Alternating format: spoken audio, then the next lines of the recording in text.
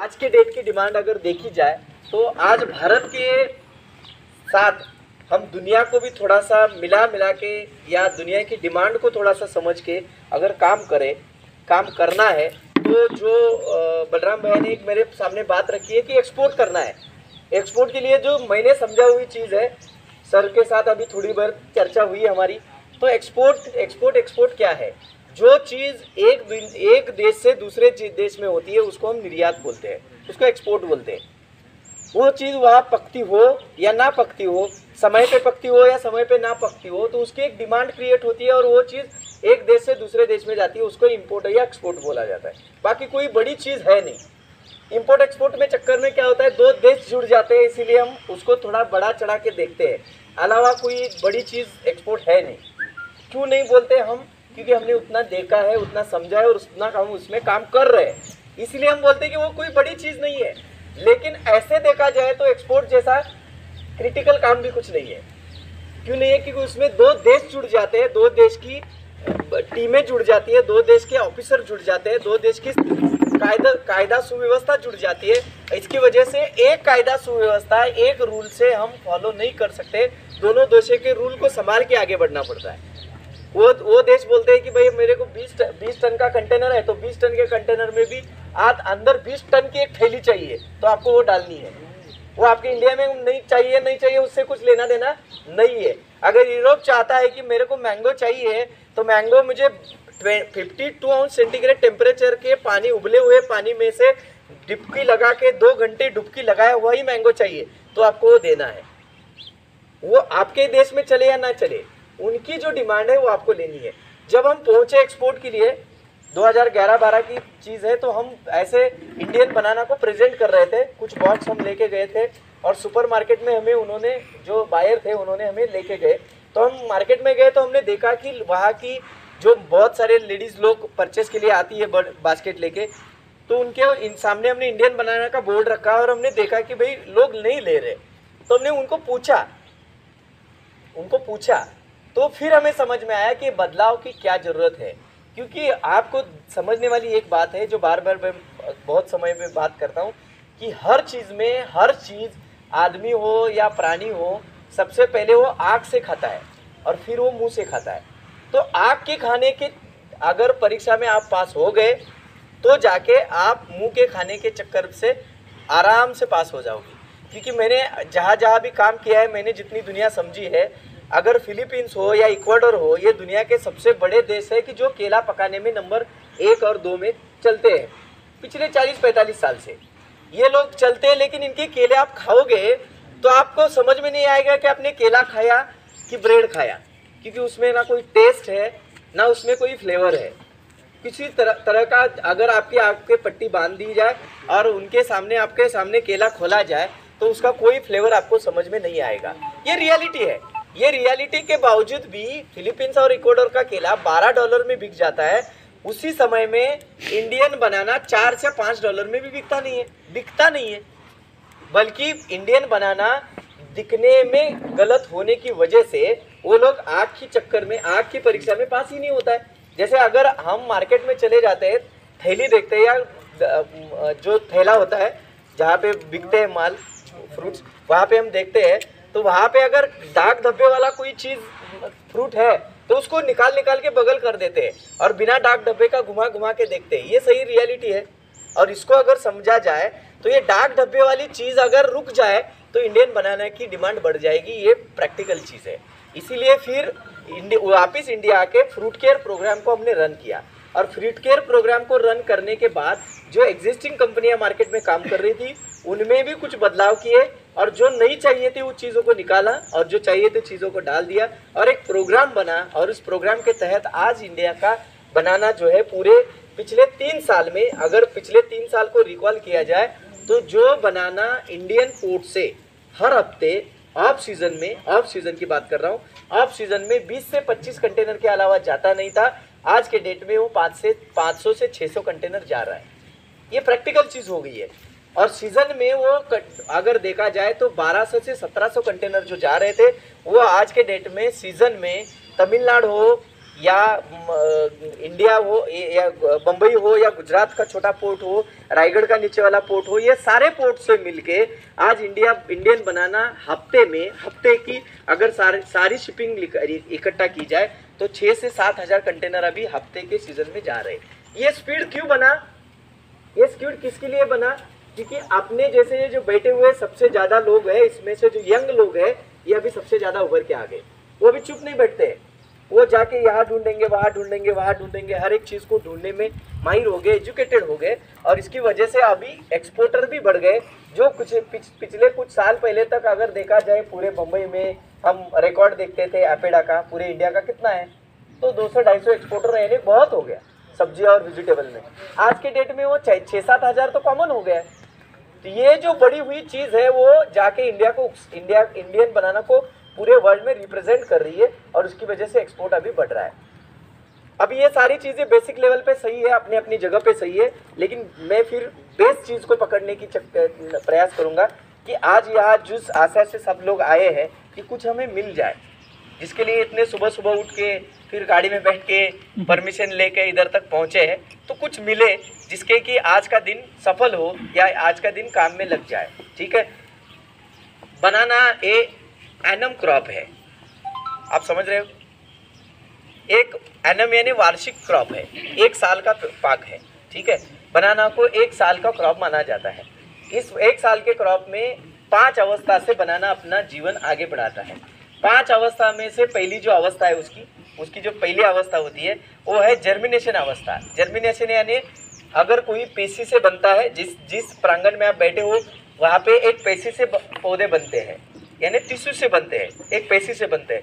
वो उसकी पेशी से पैदा होने का एक समय है या फिर कंद से पैदा होने का एक समय है, या दोनों समय को हम बोलते हैं जर्मिनेशन अवस्था।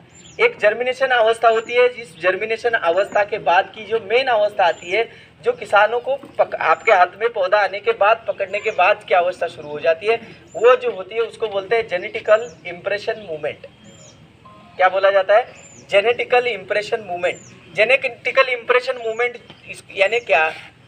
जो आपके पेशियों से पहले जिस पेशी से आपने पौधे को बनाया है, इस पौधे की जो सारी खासियत है वो सारी खासियत उसके डीएनए में लिखी होती है।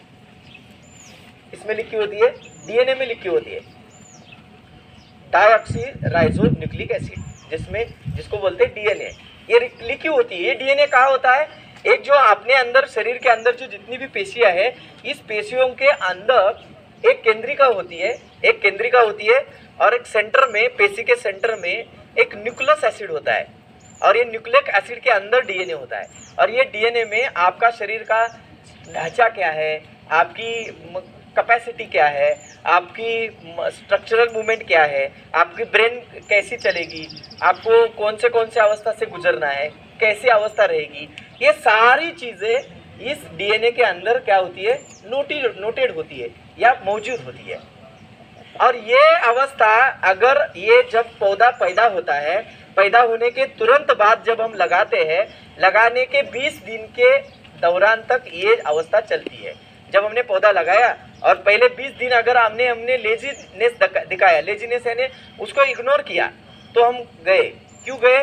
क्योंकि पहले 20 दिन ही ऐसे होते हैं जहाँ पे उसकी डीएनए स्ट्रक्चर जो है वो पूरी तरह से रिफिल हो जाती है, यानी जीन इम्प्रेशन मूवमेंट चलते हैं, जीन जो है पूरी तरह से अपनी जगह पे आ जाता है। और ये पहले 20 दिन, इसीलिए बहुत सारी कंपनियां जो है वो क्या है, टिश्यू प्लांट बनाने के पहले 20 दिन ही उसको ऐसा कुछ फीडिंग देती है जैसे पौधा रख दिया भाग जाता है, भागता रहता है, क्योंकि वहाँ पे उसकी जो जेनेटिकल स्ट्रक्चर है, वो जेनेटिकल स्ट्रक्चर पूरी तरह से उसका डीएनए जो है वो 100 बन जाता है। जैसे बच्चा घर में पैदा होता है तो हम क्या करते हैं, उसको गुटी खिलाते हैं ना।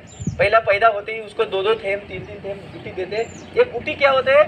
ये हमारे गुटी में अंदर क्या होते हैं कि ड्राई फ्रूट्स होते हैं, और ये सारे जो ड्राई फ्रूट्स है इसके अंदर जो भी विटामिन्स है, सारी जो मेजर विटामिन्स है और एनर्जी सोर्स है, ये क्या करते हैं? डीएनए स्ट्रक्चर को पूरी तरह से डेवलप करते हैं। ऐसे ही पहले 20 दिन में एक जो अवस्था आती है उसको बोलते हैं जेनेटिकल इम्प्रेशन मूवमेंट, जर्मिनेशन के बाद की अवस्था। इसीलिए केला पौधा करने वाले किसानों को एक खास तौर से याद रखने वाली या ध्यान देने वाली चीज़ है कि पहले 20 दिन पहले 20 दिन कुछ भी हो, पहले 20 दिन मिस नहीं करने। पहले 20 दिन में उसको जेनेटिकल डेवलपमेंट स्ट्रक्चर के लिए जो चाहिए उसमें 2 ड्रेंचिंग और एक स्प्रे, जिस स्प्रे से आप जेनेटिकल स्ट्रक्चर को उकसाते हैं उसको बोलते हैं ग्रोथ प्रमोशन, और दूसरा जो ड्रेंचिंग डालते हैं उस ड्रेंचिंग मीडिया से आप उसके जेनेटिकल स्ट्रक्चर को पैदा करते हैं, जिससे पूरे 3 साल तक को आपको आराम मिलता है। जैसे एक पहले साल का आपने प्रोडक्शन लिया, दूसरे साल का लिया, तीसरे साल का लिया, तो ये किसके ऊपर डिपेंड है? पहले 20 दिन में डिपेंड है। अगर इस पहले 20 दिन में उसका जीन अगर निगेटिव हो गया, पहले 20 दिन में अगर उसका जो जीन है वो निगेटिव हो गया, तो आप कितना भी उसको बाद में खिलाओ पिलाओ उकसाओ, वो उतना ही उकसेगा जितना उसके जीन में लिखा है, वो उतना ही डेवलप होगा जितना उसके डीएनए स्ट्रक्चर में आपने पहले 20 दिन में डेवलप किया। ये पहले 20 दिन में आपने अगर नज़रअंदाज किया तो उतना ही डेवलप होगा जितना उसके पौधे के साथ आए हुए मीडिया में कुछ डाला हुआ है या उसके बॉडी के अंदर जितना स्टोरेज में पड़ा हुआ है, उतना ही वो डेवलप होगा, अन्यथा उसके आगे डेवलप नहीं होगा। कितने लोगों को समझ में आया? समझ में आ रहा है? समझ में आ रहा है? मेरी भाषा हिंदी समझ में आती है ना? पक्का ना? पक्का। पहले 20 दिन, जैसे बच्चा अगर शुरू में अगर वो निगेटिव हो जाता है, जैसे शुरू में, तो वो ऐसा रह गया तो पूरे जिंदगी ऐसा ही रहेगा। अगर वहाँ पे अगर वो बच्चा डेवलप हो गया, उसको हम गुटी खिलाए, दूध पिलाए या एक्सटर्नल प्राइमरी फीड, जैसे आप बड़े बड़े कंपनियों का सेरेलैक्स, फेरेक्स, बिरेक्स देते हैं, ये क्यों देते हैं? ऑल विटामिन चेन देते हैं, उसमें लिखा ही होता है वो विटामिन 1 से लेके 6 तक की पूरी 100 प्योरिटी है। ये क्यों देते हैं? क्योंकि उससे आप बॉडी के अंदर की स्ट्रक्चरल डेवलपमेंट बनी, उसको बोलते हैं हम डीएनए स्ट्रक्चर। और ये डीएनए स्ट्रक्चर जब बनता है तो उसके बाद बॉडी जब ग्रोइंग स्टेज में आती है तो उसके आरएनए स्ट्रक्चर को रिफ्लेक्ट करती है। उस डीएनए से ही निकल के एक आरएनए बाहर आ जाता है, और जो आरएनए है वो उसको रिफ्लेक्ट करता रहता है, जो आप उसके डीएनए में लिखा है उसी तरह से उसकी रिफ्लेक्शन मूवमेंट चलती है। और इसी के साथ पूरे 2, 3, 4 पाक लेना चाहते हो तो एक साथ एक सर के हाई रील्ड के क्रॉप आपको मिल जाते हैं। अगर ये हाई रील्ड के आपको क्रॉप चाहिए तो आपको केले में पहले 20 दिन 100% फॉलोअप देना है। ये पहले 20 दिन आपके अगर गलत हो गए, चुक गए, तो जाके फिर कितना भी खिलाए पिलाए वो केला आपको हाई रील्ड पे कभी भी नहीं मिलेगा। समझ में आया? इसीलिए केला किसानों को पहले 20 दिन बहुत ध्यान देने वाली बात है कि पहले 20 दिन वो पौधा जैसे ही लगाते हैं पहले 2 से 3 ड्रेंचिंग और एक स्प्रे जरूर दे। ये स्प्रे क्या करते हैं कि आपके डीएनए स्ट्रक्चर को उसके पूरे तरह से 100% उसको डेवलप कर देते हैं। इसमें इसके दरमियान में जितना भी मैंने अभी बोला है, इसमें कोई शंका है तो आप बोल सकते हैं। कुछ समझ आया नहीं आया? ड्रेंचिंग और स्प्रे क्या करें? हाँ, अभी ड्रेंचिंग और स्प्रे क्या करना है ये बहुत बड़ी बात है, और एक सही बात भी है कि मैंने बोल दिया, आपने लिख भी दिया होगा, लेकिन करना क्या है? सही है, इसमें होता क्या है और किसके लिए जरूरी है? तो इसमें हमने तकरीबन पहले 20 दिन में जब हम पौधा लगाते हैं, लगाने का तरीका तो अपने मेरे ख्याल से बी किसान के यूट्यूब पे आपने देखा होगा कि कीचड़ बना के पौधा लगाओ, इससे आप फायदा होगा। बलराम भैया बोलते हैं 5x7 में लगाओ, मैं बोलता हूँ 7x5 में लगाओ। दोनों में जो अच्छा लगता है आप लगाते रहो, जो उसमें कोई बड़ी बात नहीं है। 7x5 हो या 35 स्क्वायर फुट होता है, 5x7 हो भी 35 स्क्वायर फुट होता है। जैसे समय है उस हिसाब से आपको जो अच्छा लगता है वो आप आगे बढ़ा सकते हो। पौधा लगाने के तरीके के बाद बेड पे पौधा लगाना सबसे जरूरी है। बेड जो सिस्टम है, बेड आपको 100 समझने की आवश्यकता है। बेड यानी सोने की जगह, जिसको बेड बोला जाता है। इसीलिए बेड ऊपर से चौड़ाई होना चाहिए, 27 इंच उसकी चौड़ाई होनी चाहिए, उसको बेड बोला जाता है। आपके इधर 12 इंच 14 इंच 8 इंच ये जो रखते हैं वो बेड नहीं होता है, उससे आपको फायदा होगा नहीं। उसको बेड बोल के आप लगाओगे तो बेड बदनाम होगा, और फिर आने वाले लगाने वाले 100,000 200,000 जो किसान है वो लगाएंगे नहीं। इसीलिए बेड उसको बोला जाता है, जो बेड सोने की जगह होती है, फ्लैट होता है, वैसे उसी चीज को बेड बोला जाता है। और उसी तरीके से आप उस बेड पे पौधे लगा सकते हो। समझ में आ रहा है? बेड पे पौधा लगाते हैं तो बेड की हाइट भी मायने रखती है। काली मिट्टी है तो 9 इंच की 9 से 11 इंच की हाइट होनी चाहिए। पीली मिट्टी है तो 6 से 7 इंच के ऊपर का बेड नहीं चाहिए। एकदम हल्की रेड मिट्टी है तो आपको 4 से 5 इंच के ऊपर बेड चाहिए नहीं, क्योंकि वो मिट्टी जो है वो पानी पकड़ती नहीं है। सही है। तो जैसे मिट्टी ज़्यादा से ज़्यादा जो पानी पकड़ने वाली है काली मिट्टी, उसको आप 9 से 11 इंच का बेड लगा सकते हो, क्योंकि वो मिट्टी पानी पकड़ के रखती है। जो पानी नहीं पकड़ती है तो वो भी खातर यानी फर्टिलाइजर को भी ड्रेन करेगी, तो वो ड्रेन ना हो इसलिए उसका बेड का हाइट भी कम होना चाहिए ज़मीन के हिसाब से। इसके बाद कोई कल्टीवेशन अंडर इंटर कल्टीवेशन की ज़रूरत नहीं होती है अगर बेड पे आपने लगाया है। ठीक है। दूसरी चीज़, आप पहले ड्रेंचिंग की बोलते हैं, तो जो 3 ड्रेंचिंग मैंने बोली है उसमें पहला ड्रेंचिंग जो आता है, जैसे हमने पौधा लगाया तो अगले चौथे दिन में आपको पहली ड्रेंचिंग करनी है। लगाने के चौथे दिन पहले ही आपको पहली ड्रेंचिंग करनी है। उस ड्रेंचिंग में आपको पहले क्या लेना है, तो 200 लीटर पानी में आपको लेना है 500 ग्राम ब्लीचिंग पाउडर, 500 ग्राम ब्लीचिंग पाउडर। इससे ज़्यादा आपको लेना नहीं है, क्योंकि उसमें ब्लीचिंग पाउडर जो होती है उसमें ऑक्सीडेशन की प्रोसेस चलती है। इस ऑक्सीडेशन से प्लांट के रूट के स्ट्रक्चर में ऑक्सीजन नहीं मिलेगा, उल्टा हो जाएगा। लेकिन ये क्यों लेना है कि बैक्टीरियल और फंगल डिसीज अगर कोई लगाते समय में आपके हाथ से कोई जख्म बनी है, जैसे पौधे जो ट्रे से निकालने की प्रैक्टिस है, ये ट्रे में निकालने से जैसे जैसे एक्यूम बनता है, एक्यूम यानी वैक्यूम और एक्यूम में फ़र्क क्या होता है कि वैक्यूम जो है बीच में खींचता है, एक्यूम जो है बाहर से खींचता है। ये जो एक्यूम बनता है, इस एक्यूमुलेट मूवमेंट से जो पौधा है वो ट्रे से निकलता नहीं है, और ट्रे से जब निकलता नहीं है तो मजदूर लोग क्या करते हैं, उसको जोर लगा के पकड़ते हैं वापिस, और जैसे उसको जोर लगा के पकड़ के खींचना चालू करते हैं तो उसकी बॉडी के अंदर स्क्रबिंग मूवमेंट होती है। स्क्रबिंग यानी अंदर दब जाती है, और जो बॉडी के अंदर की जो वेन्स है वो पूरी तरह से अंदर से क्या हो जाती है, दबी होती है। यानी वहाँ पे अंदर जब इन्फेक्शन आना मुश्किल है, नहीं है, प्रैक्टिकल है, क्योंकि वहाँ पकड़ के आप जब खींचते हो और निकलता नहीं तो जोरों से खींचते हो पकड़ के, तो वहाँ पे स्क्रबिंग होता है। और मजदूर जब प्रैक्टिस में लगाता है गति से, तो उसको समझ में नहीं आता कि मैं उसको दबा रहा हूँ, क्योंकि उसको लगाने की गड़बड़ है, पानी चल रहा है, उसको ख़त्म भी करना है, तो वो पकड़ से झटक से पकड़ता है, खींचता है और उखाड़ देता है। तो इसके बीच में जो स्क्रबिंग होता है, इस स्क्रबिंग में उसके बाद उसमें इन्फेक्शन आना प्रैक्टिकल है, क्योंकि वहाँ तोड़ मरोड़ हुआ होता है अंदर से, और इस तोड़ मरोड़ से वो इन्फेक्शन करेगा ही। इसीलिए पहले ड्रेंचिंग में हमने ब्लीचिंग लिया है, कि जो ब्लीचिंग क्या करेगा, बैक्टीरियल और फंगल डिसीज़ को प्राइमरी स्टेज में ही रोक देगा। साथ ही साथ रूट के साथ कोई डिसीज़ डेवलप होके आए हैं वो भी खेत में फैले ना, खेत में कुछ मीडिया मिलके उसको फैलाए ना जाए, इसलिए उसको वहाँ पे रोका जाता है। दूसरी चीज़ उसमें आपको ब्लीचिंग के साथ लेना क्या है, एक बैक्टीरियानाशक को लेना है, वो है आप कॉपर ऑक्सीक्लोराइड को लीजिए या कॉपर हाइड्रोक्साइड को लीजिए। आप कॉपर हाइड्रोक्साइड लेते हैं तो 1 ग्राम पर लीटर के हिसाब से, और अगर कॉपर ऑक्सीक्लोराइड लेते हैं तो 2 ग्राम पर लीटर के हिसाब से। इसके साथ इसमें प्राइमरी कार्बन की कक्षा मूली के तहत बढ़े और राइजोस्फीयर की स्ट्रक्चर बढ़े, इसीलिए आपको लेना क्या है, कार्बन सिलिकेट लेना है। कार्बन सिलिकेट की मात्रा को रखना है पर लीटर 5 ml के हिसाब से।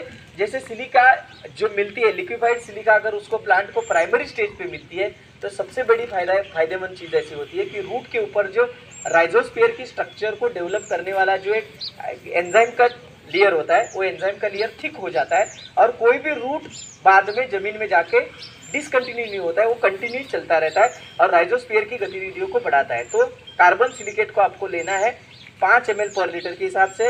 उसके बाद आपको इसके साथ डालना है 10,000 ppm की नीम ऑयल, 10,000 ppm का नीम ऑयल 1 ml पर लीटर के हिसाब से। ये पहला आपका ड्रेंचिंग होता है।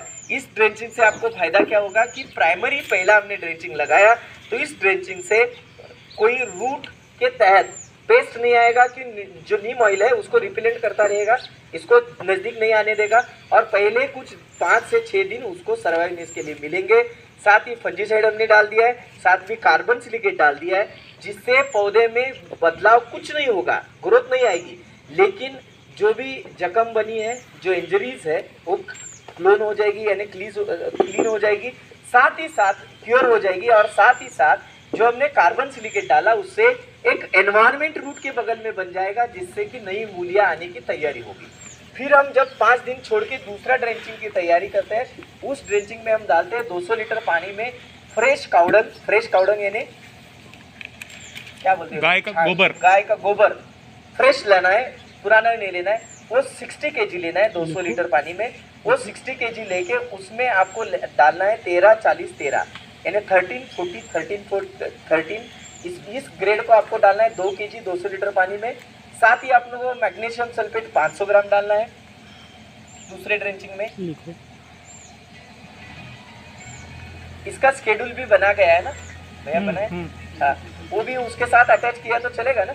हाँ। तो आपको लिखने की कोई ज़्यादा आवश्यकता नहीं होगी। मैसेजेस आ जाएंगे जो किसान पाठशाला से जुड़े हैं, उनको ड्रिंकिंग के मैसेजेस पूरे मिल ठीक है ना। जाएंगे। तो क्या है कि उसकी मैं खाली आपको ब्रीफिंग करता हूँ कि किसके लिए है, तो समय ना जाएगा।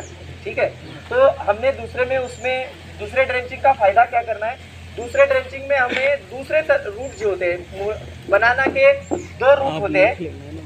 बनाना के जो है वो 2 प्रकार के रूट होते हैं बनाना। आपको थोड़ी तकलीफ हो रही है तो इधर बैठ सकते हैं क्या, चेयर लेके? चेहरा घुमा लो, जो चेहरा घुमा लो, सूर्य घुमा लो जिनको ऐसा। आ रहा है। सूर्य अगर, हाँ उधर बैठिए, कोई बात तो मैं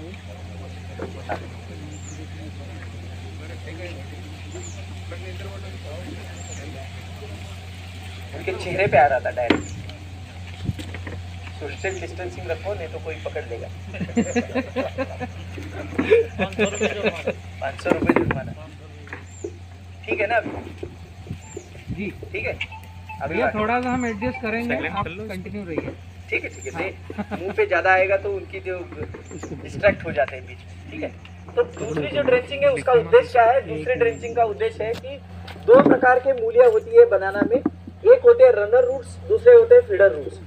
जो रनर रूट्स होते हैं वो रनर रूट्स क्या करते हैं कि पेड़ को खड़ा करने का काम करते हैं। जो रनर रूट्स का बेसिक काम है, पेड़ को खड़ा ही रखना है, उसको गिरने नहीं देना है, क्योंकि ग्रेविटी नीचे खींचती रहती है हर चीज को। हम भी खड़े हैं तो क्यों है, क्योंकि जब हम एक पैर पे खड़े होते हैं तो हम खड़ा नहीं हो पाते, तो 2 पैर लगाते हैं। 2 पैर क्यों लगाते हैं? एक पैर की ग्रेविटी नीचे खींचती है तो दूसरे पैर की ग्रेविटी उसको न्यूट्रल करती है। तो ये दोनों जब बैलेंस करते हैं तो जाके हम खड़ा हो पाते हैं।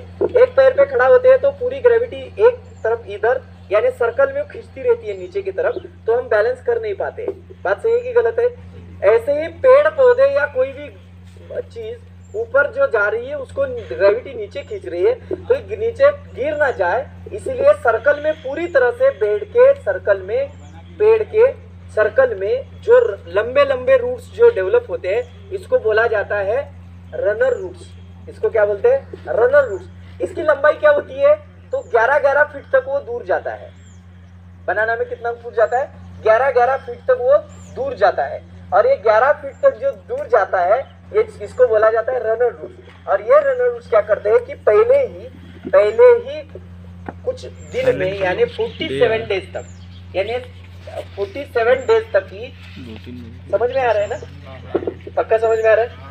47 डेज तक ही ये रूट चलते रहते हैं। और ये 47 डेज तक क्या करते हैं, पेड़ से नीचे धीरे धीरे उतर के वो दूर तक, जहाँ तक उसको जमीन में जगह मिलती है वहां तक वो भागते रहते हैं। तो इसकी डेवलपमेंट के लिए अगर वो जो आपने टिश्यू लगाए या आपने कंद लगाया है, या टिश्यू या कंद से अगर पैदा होंगे तो दूर जाएंगे, पैदा ही नहीं हुए तो फिर पेड़ खड़ा होना मुश्किल हो जाता है। फिर वो क्या होता है, पेड़ रनर रूट्स पे ना खड़ा होते हुए वो फीडर रूट पे खड़ा हो जाता है। और फीडर रूट की भी साइज बड़ी ही होती है, वो लेकिन 1.5 फीट के बाहर नहीं जाते हैं, वो इतना ही दूर जाएंगे। उसकी साइज तो फीडर रूट की साइज जो है वो रनर रूट से भी बड़ी होती है, इतने बड़े होते हैं। और ये रनर रूट्स जो है ये फीडर रूट से दूर जाते हैं, इसीलिए पेड़ खड़ा होता है। इसको डेवलप करने के लिए दूसरी आपने को ड्रेंचिंग डालनी है। इस ड्रेंचिंग में हम IBA का थोड़ा इस्तेमाल करते हैं, जिससे इंडोल बिट्रिक एसिड क्या करता है कि रूट की जो दूसरी कक्षा होती है, इसके जो आइबर्ड है, रूट आइबर्ड, इनको पैदा करता है। और ये आइबर्ड जो है वो पैदा होते ही आराम से जो रनर रूट्स है वो अपने रास्ते आगे बढ़ना शुरू हो जाते हैं। इसलिए दूसरा ड्रेंचिंग का अपना मकसद क्या है कि दोनों प्रकार के जो रूट्स है, मूलियाँ है, इनको पैदा करना और इनको सर्वाइव करना। दूसरा जो रूट होता है जिसको हम फीडर रूट बोलते हैं, इस फीडर रूट के ऊपर भी एक छोटे रूट आते हैं, उसको बोलते हैं व्हाइट रूट्स। बराबर, उतना ही आपने किसानों को, हमारे बहुत सारी कंपनियां जो प्रोडक्ट बेचती है वो रूट दिखा दिखा के प्रोडक्ट बेचते हैं। देखो व्हाइट रूट दिखते नहीं है, ये डाल दो, वो नहीं डाल दो, ये डाल दो, सही है। तो ये जो करते हैं वो व्हाइट रूट दिखा के करते हैं। ये जो व्हाइट रूट है, ये व्हाइट रूट क्या करते हैं, अपटेक का काम करते हैं। अपटेक यानी रूट से अनाज को जो है, न्यूट्रिएंट्स को जो है अपटेक करते रहते हैं। समझ में नहीं आए तो रोक लेना मेरे को बीच में, ठीक है ना। आगे बढ़ते हैं। तीसरी ड्रेंचिंग का उद्देश्य क्या है हमारा? तीसरी ड्रेंचिंग है डीएनए स्ट्रक्चर को डेवलप करना। ये हमारा तीसरी का मेन उद्देश्य है। ये डीएनए स्ट्रक्चर को डेवलप करने के लिए हम क्या करते हैं, तो डीएनए स्ट्रक्चर के डेवलप करने के लिए सारी विटामिन जो प्लांट को चाहिए, प्लांट को मिनिमम 4 विटामिन की जरूरत है। वो विटामिन B12 है, विटामिन 6 यानी एस्कॉर्बिक एसिड है, विटामिन B1 है और विटामिन B3 है। ये प्लांट के लिए जरूरी विटामिन है। ये विटामिन आपको तीसरी ड्रेंचिंग में कुछ भी हो डालने ही है, जिससे स्पाइनल कॉर्ड डेवलप हो जाता है। यानी स्पाइनल कॉर्ड यानी हम बोलते हैं ना, जिसके ऊपर हम खड़े हैं इसको स्पाइनल कॉर्ड बोलते हैं। ऐसे प्लांट में जो स्पाइनल कॉर्ड है, यानी स्पाइनल कॉर्ड यानी क्या, ये डीएनए स्ट्रक्चर का ढांचा बनता है। ये डीएनए स्ट्रक्चर का जो ढांचा बनाया जाता है, इसकी डिजाइन डेवलपमेंट जो है वो ये विटामिन की चेंज करती है। और वो तीसरे ड्रेंचिंग में हमें कुछ भी करे वो डालनी ही है। और ये तीसरा ड्रेंचिंग हमें इससे वो डेवलप होने में मदद करता है। इसके बाद की गतिविधियां क्या है कि किसानों की जो सबसे बड़ी गड़बड़ है कि रेट नहीं मिलते तो केले में फिर लाला भाई के पास बुकिंग आता ही नहीं है, फिर गांठ लगा लेते हैं सब लोग। सही है, सही है। ये प्रैक्टिकल चीज है। किसान क्या करते हैं, कई सब जगह से जहाँ पैसा बचाया जाए वहां से बचाना चालू करते हैं। रेट है तो सब लोग बच्चों को नहीं खिलाएंगे लेकिन केले को खिलाएंगे। प्रैक्टिकल चीज है। लेकिन जैसे रेट डाउन हो गया तो हम क्या करेंगे, खेत में जाने का भी थोड़ा सा कंटाल करेंगे या जाने की इच्छा भी हमारी नहीं होगी। इतना जो बेसिक चीज हमने समझी, तो इसके बाद हमने एक काम शुरू किया कि भाई बनाना की एक प्रैक्टिकल और फाइनल फ्रेज को बनाया जाए। बनाना की प्रैक्टिकल और फाइनल फ्रेज क्या बोलती है कि इसका खर्चा क्या होना चाहिए, जिससे किसानों को समझना है कि मुझे किस केले में कितना एकड़ तक केला लगाना है कि नहीं लगाना है, मिनिमम पैसा भी आए तो क्या लगाए। इधर बैठे हुए किसान मुझे कोई बता सकता है कि केले के ही किसान है ना? सारे केले के किसान है। तो पर प्लांट में आपकी अगर हमने पकड़ ली कि आपकी जो भी कुछ उत्पादन आ रहा है, यानी 25 किलो, 30 किलो, 35 किलो, 40 किलो, बराबर। इधर 40 किलो की रास कितने किसानों के हैं? बहुत कम, नहीं के बराबर नहीं है। 30 के अगल बगल में आ रही है, 30 के अंदर ही आता है। 30 के अंदर ही आता है। तो 30 और 20 के दरमियान सारे लोग हैं बचे हुए।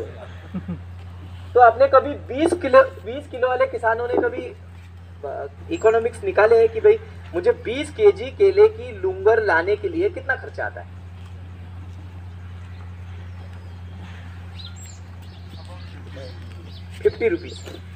₹50 के लिए एक प्लांट, सही है। तो 20 केजी का अगर गिना जाए तो कितना केजी के ऊपर कितना खर्चा गया? ₹2.5 गया। अच्छा, तो 30 किलो जो प्रकार है उनको क्या खर्चा आता है? 50 से 100 तक कर लेते हैं। नहीं, 50 से 100 तो 2 गुना हो गया। होता है।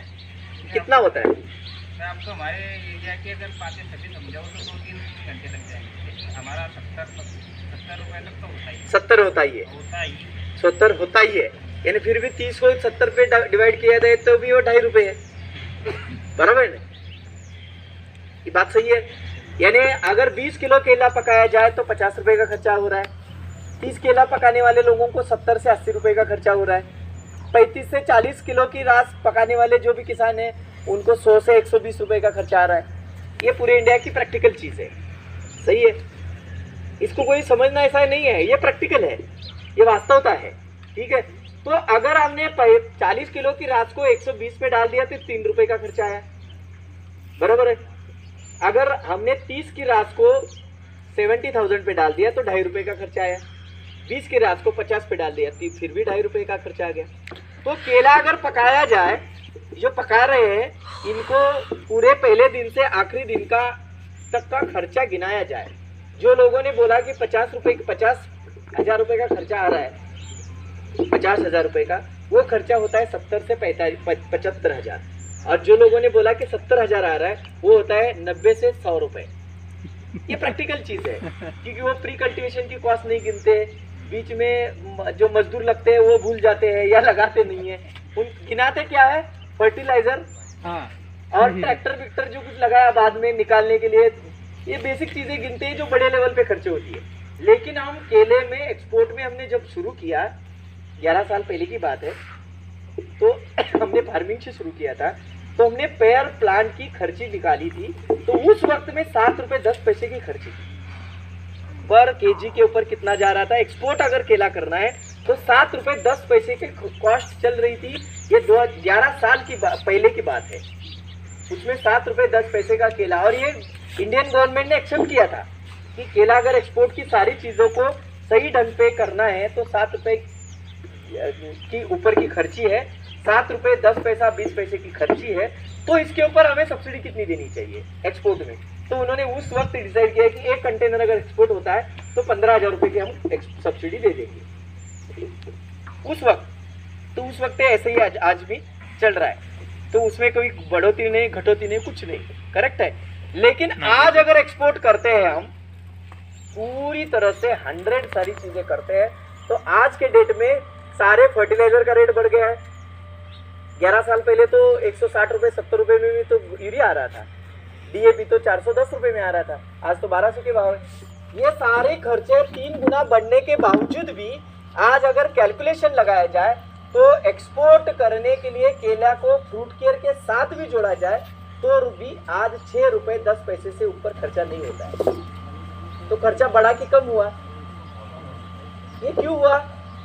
क्योंकि अभी नॉलेज और टेक्नोलॉजी ये दोनों चीजें हाथ मिला के आगे बढ़ रही है। ये क्यों हाथ मिला के बढ़ रही है? क्योंकि हर चीज को अभी किसान समझ के आगे बढ़ रहा है, हर चीज को समझा के बढ़ रहा है, यानी एक दूसरे से चर्चा भी कर रहा है, सोशल मीडिया से ले भी रहा है, सोशल मीडिया में दे भी रहा है। ये चीजें होने के बाद हम अभी पहुंचे हैं 6 से 6.25 रुपए के बीच में खर्चा निकाल के। तो हम सोचते हैं कि आज केला अगर इंडिया में पकाना है तो 8 रुपए के नीचे भाव नहीं आने चाहिए, मिनिमम 8 रुपए के भाव चाहिए। तो 6 रुपए 6.25 रुपए का खर्चा भी हम संभाल के ले जा सकते हैं, मिनिमम उतना आना चाहिए। मैक्सिमम जो आया हमारा बोनस, समझ में आ रहा है? पक्का समझ में आ रहा है? ये बोनस, ये 6.25 रुपए में क्या क्या आता है? तो इंटर कल्टीवेशन आता है, प्री कल्टीवेशन आता है। प्री कल्टीवेशन यानी केला लगाने के पहले की सारी खेड़काड़, केला लगाने के बाद की खेड़काड़, साथ ही साथ केले के बीच में इंटर कल्टीवेशन की सारी चीजें, ये सारी चीजें आपको इसके अंदर दिखती है। और ये 6 रुपए 6.25 रुपए के बीच में 1 केजी केला आपका पक जाता है, एक्सपोर्ट क्वालिटी, जिसको आप रेडी हार्वेस्ट करना है, बॉक्स पैक करके आपको एक्सपोर्ट करना है। ये क्यों हुआ? क्योंकि इसमें डेवलपमेंट क्या हुई है? तो टेक्नोलॉजी की डेवलपमेंट हुई है, और उसी को समझने के लिए आप सारे लोग इधर कितने सुबह सुबह दूर दूर से आए हैं। बात सही है नहीं? बराबर है। पहले आप गांठ लगाते थे, अभी गांठ से लोग टिश्यू पे आ गए। टिश्यू के बाद लोग ऐसा सोच रहे थे, जलगांव में मैं एक जैसे 3 साल पहले भी गया था, तो निम्बोल में मैंने शुरू किया, तो वहाँ भी हमने यही चर्चा हुई कि नहीं 4.5 4.5 के ऊपर नहीं, 5 तो ज़्यादा, 5.5 के ऊपर तो बोलो ही मत, बात करनी ही नहीं, आपको गिर ही जाएगा। गर्मी हमारे पास इतनी है, ऐसा बातें चली कि ऐसे दिमाग काम ही नहीं कर रहा था। तो मैंने बोला कि ठीक है, आपकी जगह पे है, आप 1 एकड़ तो इस रिस्क ले लो। तो उन्होंने 1 एकड़ नहीं, बहुत बड़ी रिस्क ली, और आज वहाँ पे ऐसा हो गया कि 7/5 कॉमन हो गया। अभी 7/5 पे तो कॉमन चल रहा है, बहुत। अभी जो 4.5 पे केला पका रहे थे और आज 7/5 पे जा रहे हैं, तो 7.5 पे जाने के बावजूद अभी केला एक्सपोर्ट हो रहा है। क्योंकि केला अगर एक्सपोर्ट करना है तो केले के पत्ते की लंबाई को देखो, 3.5 फीट की लंबाई होती है, यानी 1.2 मीटर की एक लंबाई है केले की। तो 2 पौधों के बीच में ये लंबाई को गिन के देखा जाए तो 7 फीट का अंतर होना जरूरी ही है। ये कैलकुलेटिव रिस्क है, ये कोई दूसरी कुछ चीज नहीं है। उसको लाइट चाहिए, जितनी लाइट पौधे के पत्ते पे मिलेगी उतनी उसकी खुराक बनेगी, अनाज बनेगा। अगर उसके पत्ते के ऊपर लाइट ही आपने नहीं गिरने दी तो वो खुराक कैसे बनाएगा? तो आपने जो भी खिलाया उसमें आधा तो उसका वेस्ट जाएगा, और फिर वो वेस्ट पत्ते में गिरा रहेगा, तो वो वेस्ट फिर जाके डिसीज बनाएगा। क्योंकि नेचर का दूसरा रूल क्या है, जो चीज डाइजेस्ट नहीं होती है उसको खत्म करने के लिए नेचर क्या करता है, डिसीज को क्रिएट करता है। जैसे अपने बॉडी में कैंसर होता है, ये कैंसर क्या है? आपने जो खाया है, जो आपने खाया के पचाया नहीं है, ऐसी सब जो चीजें शरीर में पड़ी रहती है उसको खत्म तो करना ही है। उसको खत्म करने के लिए डिसीज आते हैं उधर जो नहीं चाहिए, वो फिर वो गलत चीज को खत्म करते हैं और फिर वो गलत चीज के बाद वो अच्छी चीज में लग जाते हैं, क्योंकि वो पैदा हुए तो उसका तो काम चालू हो गया। समझ में आ रहा है? तो ऐसे ही प्लांट में क्या होता है, शुरुआत में अनडाइजेस्टिव फीड जो है वो डाइजेस्ट नहीं होता है, तो उसको डिस्क्राइब करने के लिए या खत्म करने के लिए बॉडी के अंदर डिसीज पैदा होते हैं। डिसीज कब पैदा होते हैं? जब एनवायरनमेंट खत्म गड़बड़ हो जाती है। बात सही कि गलत है? एनवायरनमेंट में गड़बड़ ही नहीं होती है तो कोई भी डिसीज आते हैं क्या प्लांट में? आपके समझ में कभी आया कि यार बारिश आ जाती है तो ये डिसीज आ जाते हैं, ठंडी आ जाती है तो ये डिसीज आ जाती है, जब गर्मी होती है तो कुछ नहीं होता है, बराबर है? कभी समझ में आया? तो ये बेसिक पहले पैथोलॉजी का पहला रूल है कि जिसके बॉडी के अंदर अनडाइजेस्टिव फीड बनेगा या पड़ा रहेगा, उसको खत्म करने के लिए नेचर डिसीज को डेवलप करेगा। तो आपको अगर बॉडी को हेल्दी रखना है तो उतना ही खाओ जितना आपकी बॉडी डाइजेस्ट कर लेगी। बात सही है कि गलत है? ज़्यादा खाओगे तो स्टोर हो जाएगा, स्टोर होगा तो उसको खत्म करने के लिए फिर बाद में जाके डिसीज क्रिएट होगी। बात सही है? इसीलिए 100 जितना भी डाइजेस्ट हो रहा है उतना ही खाओ जितना आप डाइजेस्ट कर पा रहे हो। ऐसे ही बॉडी में आपको अगर ज़्यादा हायर यील्ड लेना है बनाना में, तो बनाना की सारी सिस्टम को डाइजेस्टिव मूवमेंट पे ले जाओ, और डाइजेस्टिव सिस्टम को में लेना है तो उसके सही ढंग की डिस्टेंस की भी आवश्यकता है। और इंडिया का एनवायरनमेंट जैसा है, इंडिया सूर्य के पृथ्वी में इंडिया का जो अस्तित्व है वो सूर्य की कक्षा में देखा जाए तो कंधे से लेके कान तक का कक्षा उसकी आती है। पूरे साल में आप गर्मी को देखो तो यहाँ से गर्मी शुरू हो जाती है कान की इधर तक, इधर से इधर तक। इसके ऊपर कभी गर्मी इधर से ऊपर से सूर्य आया है बीचों बीच से, ऐसे कभी दिखेगा नहीं आपको। समझ में आ रहा है? नीचे गया तो इधर जाएगा, ऊपर आ गया तो इधर आएगा। ये डायमेंशन को देखा जाए तो हमें वो पत्ते को ऐसे इस लेवल पे रखना है कि वो पूरी सनलाइट ले पाए, और पूरी सनलाइट ले पाने के लिए ही उसको 7 फीट का 2 प्लांट के बीच में, प्लांट टू प्लांट का हो या प्लांट टू रो का हो, ये 7 फीट का डिस्टेंस एक जगह पे कहीं ना कहीं चाहिए ही चाहिए। समझ में आ रहा है? अभी दूसरी जगह पे 5 फीट रखा है हमने। 5 फीट क्यों रखा है? अगर पॉपुलेशन कम हो गई, सबसे कम हो गई, तो दूसरी गड़बड़ी क्रिएट क्या होगी कि हमारा जो यील्ड है वो भी घट जाएगा, और पेड़ जो है वो जल्दी मैच्योर हो गए, और मैच्योर अगर जल्दी हो जाते हैं तो उसमें जो फ्लेवर्स बनने हैं वो आधे अधूरे फ्लेवर्स भी बन जाते हैं। समझ में आ रहा है? समझ में आता है कि नहीं है? सुन ही रहे आप, कुछ सवाल कर ही नहीं रहे। इसीलिए 7 बाय 5 जरूरी है। 4 बाय 4, 4.5 बाय 4.5, 5.5 के अंदर जितने भी डिस्टेंस थे उसमें गड़बड़ी क्या चलती थी कि ये जब तक गर्मी है वहां तक बहुत बढ़िया, जैसे बारिश होके जाती थी 3-3 पत्ते 4-4 पत्ते। बात सही की गलत है? अभी 8 ही पत्ते हैं, अभी देखिए 8 ही पत्ते। ये गड़बड़ी हर साल आती थी, अभी थोड़ा इम्प्रूवमेंट आ रही है डिस्टेंस सही होने के बाद। तो केले को अगर सही ढंग से पोषण चाहिए, मिलना चाहिए ऐसा आपको लगता है, और आपको बड़े मार्केट में जाना है या हायर यील्ड पे जाना है, तो आपको 35 स्क्वायर फीट एक प्लांट, ये सबसे बेसिक चीज़ है, ये आपको सीखनी है बनाना में। 35 स्क्वायर फीट, ठीक है? ये डिस्टेंस हो गई, प्राइमरी लगाने के तरीका है।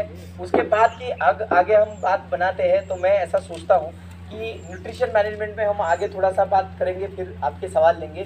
तो न्यूट्रिशन मैनेजमेंट में हमने जितना भी काम किया है कि मैंने आपको समझाया कि पहले जब हम जैसे 11 साल पहले हमने एक्सपोर्ट पकड़ा था तो 7 रुपये 10 पैसे 20 पैसे का खर्चा था पर केजी के ऊपर, अभी 6 रुपये 20 पैसा हो रहा है खर्चा बढ़ने के, एक्सपेंसेस बढ़ने के बावजूद।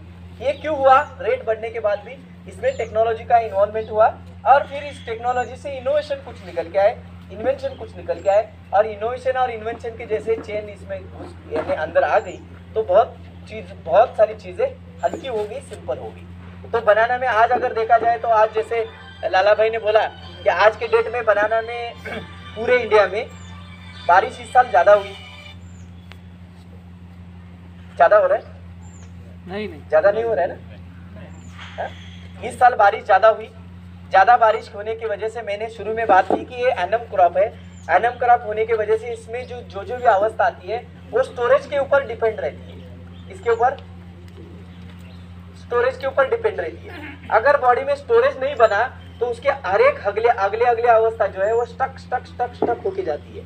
और इस साल क्या हुआ है कि जैसे प्लांट मई से लेके जून जुलाई आखिर तक जितने भी प्लांट लग गए, उसके बाद जो बारिश शुरू हुई या बादल वाला मौसम शुरू हुआ, वो सितंबर तक वैसे के वैसा था। तो इसमें 3-3, 3.5, 4-4 महीना पूरे बादल और बारिश में चले गए इस साल। और इसकी वजह से हुआ क्या इस साल, इसकी वजह से पहली जो प्राइमरी सारी अवस्थाएं है ये उसको बिना लाइट की गुजारनी पड़ी। और बिना लाइट की गुजारनी पड़ने की वजह से ना उसका कंद बना है ना उसका थड़ बना है। और कंद और थड़ ना बनने की वजह से उसके बॉडी के अंदर स्टोरेज भी नहीं बना है। और स्टोरेज ना बनने की वजह से आज जैसे ही बारिश खुली, लाइट आ गई, अनाज बनाने के चक्कर में पत्तों ने क्या किया कि जितना भी था बॉडी का स्टोरेज खींच लिया। और अभी बॉडी में स्टोरेज ना बचने की वजह से जितने भी नीचे पत्ते थे उसमें से स्टोरेज खींच लिया, तो पत्ते सूख के निकल गया। और अभी लाला भाई जैसे बोल रहे थे कि 5-6 पत्ते पे आके पौधे खड़े हैं, 7 पत्ते तो बहुत है। इस साल तो हमारे सामने इतनी बड़ी चैलेंज है कि एक्सपोर्ट करना है तो कैसे करना है, क्योंकि एक्सपोर्ट की पहले रूल यही है कि एक्सपोर्ट जिस खेत से करना है उस खेत में कम से कम 10 पत्ते होने जरूरी है। एक और डिसऑर्डर हुआ है इस बार, फ्लावरिंग जल्दी आ रहा है, वो कोई सी भी ब्रांड का पौधा हो। करेक्ट, फ्लावरिंग जल्दी जो आ रहा है इस साल का जो सबसे बड़ी चीज है, 4 से 5 महीने तक आ रहा है।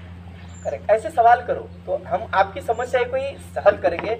मेरी जो बाकी वाली चीजें नहीं चाहिए उसको गोली मारते हैं, ठीक है। इस साल जो दूसरी चीज अभी जो डिसऑर्डर में दिख रही है, वो डिसऑर्डर क्या है कि जल्दी 4.5-5 महीने में ही वीएनआर गिर रही है, डिलीवरी हो रही है जी। समस्या है, ये समस्या कॉमन है, बराबर है। इसमें सारी कंपनी एक ही रास्ते में है, जहाँ बैठे रेवा हो या कोई भी बड़ी से बड़ी कंपनियां हो या छोटी से छोटी कंपनियां हो, सारी कंपनियों की हालत क्या है, 4.5-5 महीना इस साल हर साल नहीं था। ऐसा क्यों हुआ? क्योंकि मैंने थोड़ी देर पहले समझाया था, बनाना जो है वो एनम क्रॉप है। बनाना, पपीता, ये सारे 2 बेसिक वेजिटेबल में क्रॉप है जो एनम क्रॉप है। क्या क्रॉप है? एनम क्रॉप है। इसके बाद आता है multi annum crop. Multi annum crop में जैसे आप देखोगे कि द्राक्ष है, दाड़म है, उसके बाद चिक्कू है, पेरू है, ये मल्टी एनम जैसे मैंगो है। अब ये सारे जो क्रॉप जो 1 साल के ऊपर के उम्र के हैं, इनको बेसिक अपनी गतिविधियों को कंटिन्यू रखना है तो उसकी बॉडी में स्टोरेज होना ही होना है। ये होते हैं बॉडी स्टोरेज वाले क्रॉप। और फिर जो 3 महीने के अंदर के सारे क्रॉप है उसको बोला जाता है लाइव फीडिंग क्रॉप। इसको क्या बोला जाता है? लाइव फीडिंग, लाइव स्टोरेज में चल जाते हैं। मूली ने लिया मिलेगा, नहीं मूली ने लिया नहीं मिलेगा। सब्जी में देखो, खिलाओगे तीसरे दिन चौथे दिन हार्वेस्टिंग शुरू, नहीं खिलाओगे हार्वेस्टिंग आधा, उसके अगले नहीं हफ्ते नहीं खिलाओगे तो हार्वेस्टिंग बंद। बात सही है कि गलत है? इसको बोलते हैं live feeding crop, live storage crop. और दूसरे क्रॉप आते हैं बॉडी स्टोरेज क्रॉप। मैं आपकी समझने की भाषा में समझा रहा हूँ। इस साल क्या हुआ है, जैसे ही पौधे लग गए मई, जून, जुलाई, अगस्त में, इसके पहले जितने भी लग गए, अभी ये पौधे लगने के बाद जो बारिश शुरू हुई और जो बादल का एनवायरनमेंट शुरू हुआ जो लास्ट सितंबर तक चला, इसकी वजह से बॉडी में ना स्टोरेज बना ना लाइव फीडिंग मिला। जो भी खुराक कुछ प्लांट उठा लेता था उसको डाइजेस्ट करने के लिए लाइट भी नहीं थी, क्योंकि बादल वाला मौसम था। जितनी भी लाइट मिली मेरे ख्याल से बीच में जुलाई में कुछ 6 दिन 7 दिन आई थी, वो भी धीमे धीमे आई थी। फिर अगस्त और सितंबर में तो ऐसा मौसम 2-2 घंटे खुल जाता था, नहीं तो बादल ही घूमते थे। इसकी वजह से लाइटिंग न मिलने की वजह से फोटोफिल्मिंग प्रोसेस जिसको बोलते हैं, प्रकाश संश्लेषण क्रिया जिससे अनाज बनता है, मिनरलाइजेशन टू न्यूट्रलाइजेशन, ये जो चेन पूरी हो जाती है, हाइड्रोलाइज प्रोसेस पूरी होती है बॉडी में, ये प्रोसेस पूरी नहीं हुई और उसकी वजह से बॉडी में स्टोरेज नहीं बना। क्या नहीं बना? स्टोरेज नहीं बना। और जैसे ही एनवायरमेंट खुला तो बॉडी को सेंस आया कि बॉडी के अंदर स्टोरेज नहीं है, तो बॉडी ने क्या किया, उसको बॉडी के ऊपर बायोलॉजिकल स्ट्रेस क्रिएट किया। और ये बायोलॉजिकल स्ट्रेस क्रिएट होने के बावजूद, बायोलॉजिकल स्ट्रेस बनने की वजह से इनके बॉडी में जो सेंस होते हैं उसको बोलते हैं यल सिस्टम। इसको क्या बोला जाता है? यल सिस्टम कंट्रोल बोला जाता है। ये यल सिस्टम कंट्रोल क्या करती है, जैसे अगर बायोलॉजिकल स्ट्रेस बन जाए और बॉडी उसको संभाल नहीं पाती है तो सबसे बाद में बनी चीज को पहले डिस्ट्रॉय कर लेती है। सबसे आखिर में बनी चीज को क्या कर लेती है? डिस्ट्रॉय कर लेती है। और बॉडी में सबसे आखिर में क्या बना है? पंच बना है, बर्ड बनी है, तो बर्ड को बाहर दे दिया, तो उसको बोलते हैं एबॉर्शन प्रोसेस, एबॉर्ट प्रोसेस। क्या बोलते हैं, एबॉर्ट कर दिया। क्यों एबॉर्ट कर दिया? क्योंकि बॉडी में इस साल स्टोरेज नहीं है, तो ग्रोथ ही नहीं कर पाएगा, तो उसको खुद को संभालना है। तो बॉडी क्या करती है, खुद को बचाने के लिए आगे जो बढ़ने वाली आखिर की चीज़ है उसको खत्म कर देती है। तो खत्म करना है तो उसको पका के छोड़ देना है, इसके लिए उसने उसको क्या किया, कम समय में भी एबॉर्ट कर दिया। और ये एबॉर्ट होने की वजह से ही 4 साढ़े 4 महीने में आपको क्या दिख रही है, फ्लावरिंग दिख रही है। क्यों फ्लावरिंग आ गई? क्योंकि बॉडी में स्टोरेज नहीं है। अभी रोकना है तो क्या करना है, रोकेंगे नहीं तो उसमें वजन नहीं आएगा, क्वालिटी भी नहीं आएगी, एक्सपोर्ट भी नहीं होगा, क्योंकि वो एबॉर्ट है। जैसे बच्चा 6.5 महीने के अंदर आता है, उसको हम बोलते हैं एबॉर्ट हो गया, करेक्ट है। क्यों आता है? जैसे कोई एक्सीडेंटल चीज बढ़ जाती है, क्या ह्यूमन बॉडी में कोई डिसीज आ जाता है जो बॉडी की स्टोरेज को खत्म कर लेता है। ये बॉडी की स्टोरेज को जैसे वो खत्म कर देता है, बॉडी ट्रेस में चली जाती है, और ट्रेस में चली जाती है तो एबॉर्शन हो जाता है। समझ में आ रहा है? और ये बायोलॉजिकल स्ट्रेस क्यों बना?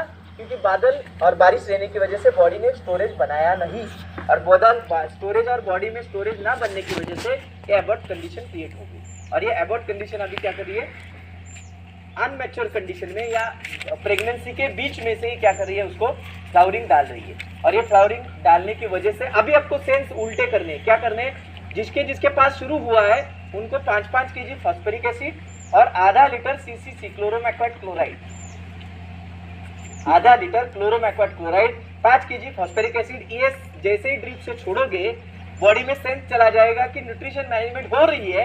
एंजाइम्स एंड ऑक्सिन जो है इसमें क्या दिया, CCC क्या करता है, ग्रोथ रोधक है, वो क्या करता है बॉडी में जाके जितने भी एंजाइम्स है उसको रोक देता है। और एंजाइम जैसे रुकते हैं, अनाज बनाने की गतिविधियां 50% से रुक जाती है।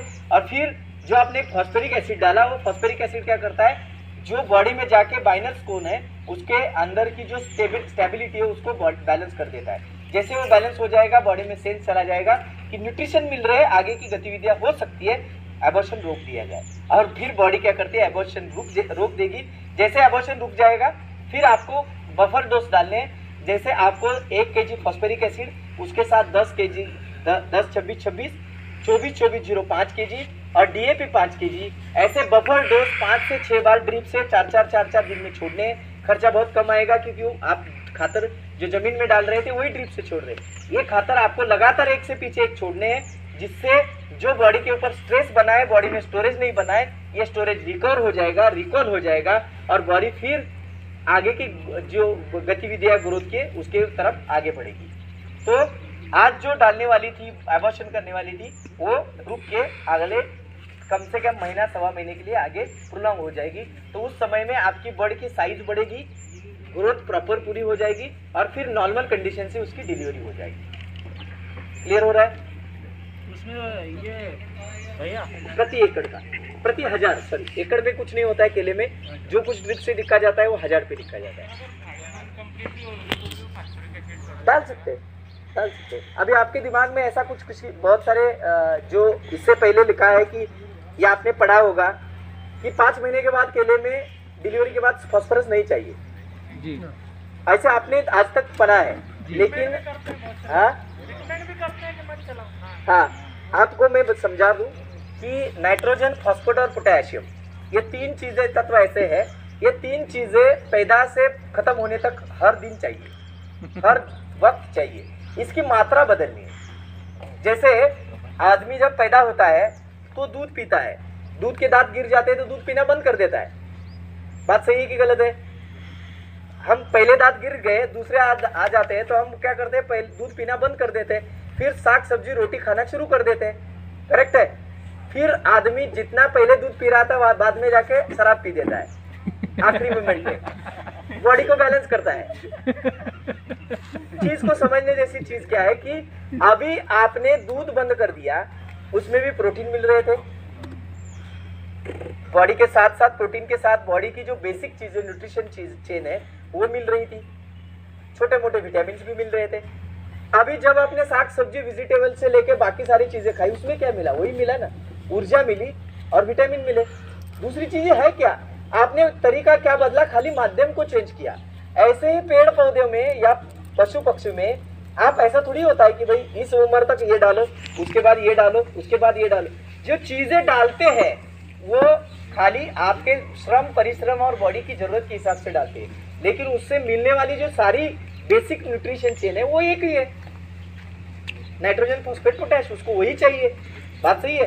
तो अगर बॉडी ग्रो कर रही है, अगर बॉडी ग्रो कर रही है, तो अगर आपने 5वें महीने में पूरा फॉस्फेट बंद कर दिया तो बॉडी के ग्रोथ के लिए जैसे हर तीन न्यूट्रिशन का 3 काम है। नाइट्रोजन क्या करता है कि नई चीज को बढ़ावा देता है, क्लोरोफिल को बढ़ावा देता है, यानी हरित तत्वों को जो है, हरित द्रव्य बोलते हैं इसको बढ़ावा देता है, यानी ग्रोथ करना नाइट्रोजन का रोल है। करेक्ट है। फॉस्फेट क्या करता है, बॉडी का स्पाइनल स्ट्रक्चर बनाता है। पोटेशियम क्या करता है, जो नाइट्रोजन और फॉस्फोरस ने बनाया उसको मैच्योर करता है। बात खत्म। अभी 7-6 महीने जब वियान हो गया है, उसके बाद बॉडी में ग्रोथ नहीं है, आपको लगता है कि अभी नया पत्ता आने वाला नहीं है, तो क्यों चाहिए फॉस्फेट? लेकिन केले की लंबाई भी बढ़नी है, उसके अंदर भी फाइबर बढ़ रहा है, उसके अंदर भी फ्रुक्टोज बन रहा है, उसके अंदर भी स्टार्च बन रही है, उसके अंदर भी ग्लूकोज बन रहा है, उसके अंदर भी सुक्रोज बन रहा है। ये 5-5 चीजें अगर बॉडी में बन रही है उसके अंदर, तो उसको क्यों नहीं चाहिए फॉस्फोरस? डालने का जो तरीका है वो कम कर दो, 1 kg के ऊपर डालो मत, लेकिन चाहिए आखिरी दम तक। कोई भी पेड़ पौधा हो, चाहिए छोटा पार्ट चाहिए, लेकिन चाहिए आखिरी दम तक। बढ़ाना है, यानी पोटैश को आप 10 गुना से बढ़ाओ, नाइट्रोजन को 1 गुना कर दो, फॉस्फेट को 1 गुना कर दो। ये एक तरीका होता है कि न्यूट्रिशन मैनेजमेंट चेन। यही मैंने मेरे करियर की शुरू की तब फिलीपींस में जाके सिखाया, और वहाँ से जो उनकी जो 52 डेज की केले की ट्रांजिट पीरियड भी सक्सेस हो जाएगी, क्योंकि उस जो पौधा पेड़ जो फ्रूट बने उस फ्रूट में वो सारे तत्व आए जो प्री मैच्योर नहीं थे, वो प्रॉपर मैच्योर थे। अदरवाइज क्या होता है कि आपके केले में आधे 2-4 केले अभी बनने बाकी है तो वो ऊपर के पकना चालू हो जाते हैं। ये क्यों होते हैं? क्योंकि उसके बाद हम नाइट्रोजन और पोटेशियम ठोक देते हो अगले लास्ट से 3 महीने, बाकी कुछ करते ही नहीं है, तो उसमें प्री मैच्योरिटी आ जाती है। हमने अभी तक जिन एग्रोनॉमिस्ट से सुना है जी, वो यही सुना है जी, इसीलिए आपकी बढ़वानी में आवश्यकता है। नहीं, बात आपकी भी नहीं है। इंडिया में जो देखिए, भारत के सारे गड़बड़ क्या पे है। आप यहाँ से उठ के आपके जलगांव के बगल में रिसर्च सेंटर है, कितने लोग रिसर्च सेंटर जाते हैं? कोई जाता नहीं है। क्यों नहीं जाता है? कुछ मिलता ही नहीं है, सिंपल बात है। हाँ? नहीं, आने तो देते हैं, उनके लिए तो प्रोटोकॉल है, किसानों को लेके ट्रेनिंग दे दो, वो तो करते ढूंढते हैं किसानों को। लेकिन जो कोई जाना ही नहीं चाहता है, क्यों नहीं जाना चाहता है? क्योंकि जो चीज चाहिए प्रैक्टिकल में वो वहां पे है नहीं, प्रैक्टिकल नहीं है, जो उनके प्रोटोकॉल में वही चलता रहता है। मैं भी अभी ICAR के साथ जुड़ा हूँ, मैं यूनिवर्सिटी जाता हूँ, अभी भी हमारे साथ जुड़े हुए कुछ लड़के लोग आए हैं ट्रेनिंग में, तो मैंने देखा कि BSc MSc एग्री पूरा होने के बावजूद भी उनको बेसिक चीजें ही पता नहीं है। तो MSc BSc करने का फायदा ही क्या है? क्योंकि हमारी जो शिक्षण प्रणाली है उसको पहले बदलने की आवश्यकता है, क्योंकि प्रैक्टिकल चीज कुछ उसमें है ही नहीं। आज के डेट की प्रैक्टिकल चीज, जहाँ पे जो प्रोटोकॉल से, जैसे हमने देखा कि एग्रीकल्चर सेक्टर में अभी भी आज के डेट में भी आज वो लोग जो जमाने पहले बंद हुए, बैन हुए पेस्टिसाइड और फंजीसाइड आज भी सिखा रहे हैं। अरे आपकी गवर्नमेंट ने उसको बैन किया है और आप क्यों इधर सिखा रहे हो? ये प्रैक्टिकल चीज है, क्योंकि उनको एक शिक्षण क्षेत्र को प्रैक्टिकल गवर्नमेंट से कुछ लेना ही देना नहीं है, जो किताब में है उसको पढ़ाना है। तो ये चीज की वजह से आपको जो बेसिक चीजें है वो, जब हमारे पास ये जो शेड्यूल आया है हर चीज का शेड्यूल, क्योंकि मैं अभी आपको एक मेरे एरिया की प्रैक्टिकल चीज बतलाता हूँ। अभी गन्ने में हमारे आज 150 टन की कंपटीशन है, 1 एकड़ में 150 टन गन्ना निकालना है, मैंने आपको बात की। तो 150 टन में करना क्या है? 200 ton 200 kg nitrogen, 100 kg phosphate, 100 kg potassium, ये तो कॉमन है। अभी इससे आगे क्या डालेंगे? 200 का 300 करेंगे, 100 का 150 करेंगे, इससे आगे तो कुछ नहीं ना। ये भी करके देख लिया लोगों ने। ये तो छोड़ दो, 500 250 तक लोग लेके गए, तो भी 100 के ऊपर नहीं गया, क्योंकि टॉक्सिसिटी बढ़ गई, एसिडिटी बढ़ गई फिर में बाद में जाके, लेकिन एवरेज नहीं बढ़ा। फिर एक चीज समझ में आई कि अभी कुछ नया करना चाहिए जो बेसिक चीज पे है, और फिर हमने सभी लोगों ने कंट्रीब्यूट करके कुछ शुगर मिल, गवर्नमेंट के चैनल और प्राइवेट सेक्टर के से लोग जुड़ के कुछ अभी प्रैक्टिकल फील्ड बनाई। उसमें किया क्या, आखिर के हफ्ते तक हमने उसको न्यूट्रिशन मैनेजमेंट किया।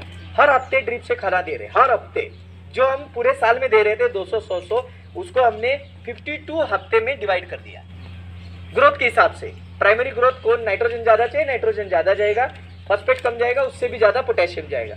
ऐसे करके डिवाइड किया और ये जो चमत्कार हुआ कि आज 138 टन का प्रोडक्शन अभी कट के निकल गया। अभी ये 2 हफ्ते पहले की बात है। कितना? 138 टन मेट्रिक टन गन्ना 1 एकड़ में निकल गया। अभी उसी के बगल में दूसरा एक जो फार्म किया उसमें हमने 8 महीने में फर्टिलाइजर खत्म कर दिए, उसमें 97 टन का उत्पादन आया। अभी देखो कितना चेंज हुआ। जिसमें हमने 8 महीने में खत्म किया उसमें 97, वही खाद वही मात्रा, खाली 8 महीने में खत्म किया 97 टन आया। 12 महीने के आखिरी मोमेंट तक दे रहे थे उसमें 138 टन आया। और जिसमें हमने 6 महीने के अंदर ही खत्म कर दिया उसमें 82 टन आया। कितना? 82 टन। और जिसमें हमने तीसरे डोज में के बाद जो जनरल फार्मर कर रहे हैं उसी डोज के साथ खत्म कर दिया तो उसका तो डायरेक्ट 62 टन, वो भी 62.7 यानी 63 टन गिनो। तो खाली न्यूट्रिशन मैनेजमेंट से कितना चेंज हुआ? दुगना। उसकी मात्रा को चेंज किया, उसकी पद्धति को चेंज किया, बाकी कोई चेंज किया नहीं। इतनी खाली चेंज करने के बाद इतना बड़ा चेंजेस आपको दिख रहा है। ये प्रैक्टिकल चीज़ है कि गलत है? इसीलिए मैंने आपको बोला कि हर चीज़ समय पे धीरे धीरे धीरे देनी चाहिए। जरूरत है, जितनी जरूरत है उतना डालो। ठीक है? सॉरी क्या बोल रहे? डिलीवरी के बाद? डिलीवरी के बाद जो फॉस्फेट जाता है वो बॉडी ग्रोथ के लिए नहीं जाता है, फ्रूट ग्रोथ के लिए जाता है। करेक्ट है? तो उसकी मात्रा 1 kg के ऊपर एसिड फॉर्म में अगर जा रहा है तो 1 kg के ऊपर नहीं डालना है। और जो भी डालना है वो एसिड फॉर्म में ही डालना है क्योंकि वो डायरेक्ट हिट हो जाए यानी डायरेक्ट अपटेक हो जाए। अगर उसके बाद आप हार्ड फर्टिलाइजर में 10, 26 में जा रहा है तो उसमें ज़्यादा मात्रा बढ़ाने की जरूरत नहीं, आधा kg भी बहुत है।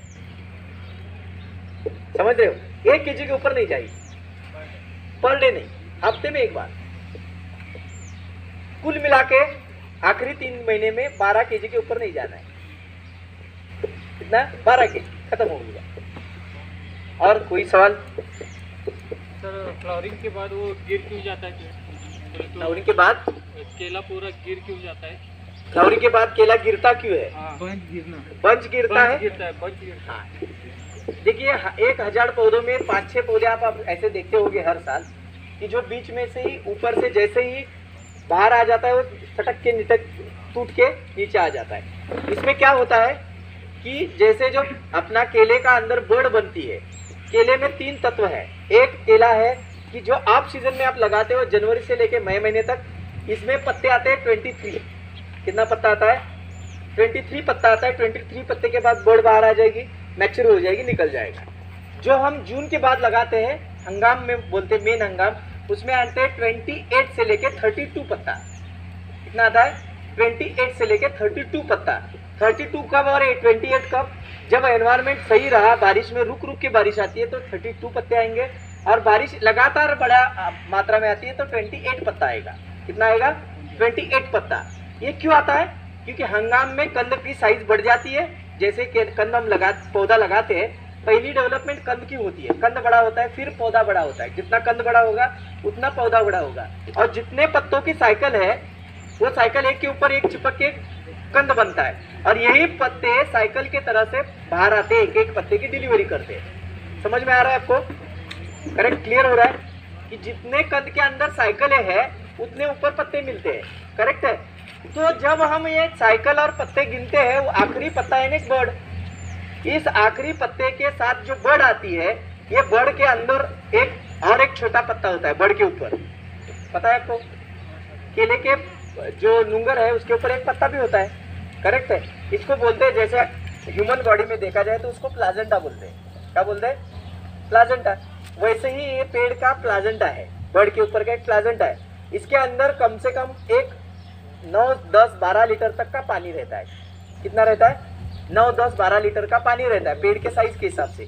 ये जो पानी है, ये पानी के बीचों बीच में बड़ होती है, और बगल से जो पत्ता है इसके बीच में पानी होता है, और ये पौधे के ऊपर जैसे जैसे जैसे बड़ का जो स्टेम होता है उसकी ग्रोथ होती है तो उसको ऊपर ऊपर ऊपर की तरफ क्या करता है?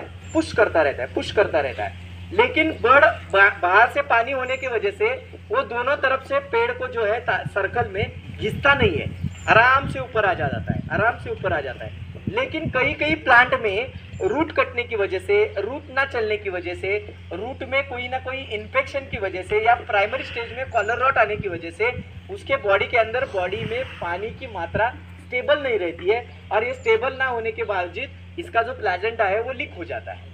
क्या हो जाता है? लीक हो जाता है। और जब लीक हो जाता है तो जो पानी है वो थड़ में अंदर उतर जाता है, जो स्टेम है उसके अंदर उतर जाता है, और वो जो बड है वो सूखा हो जाता है।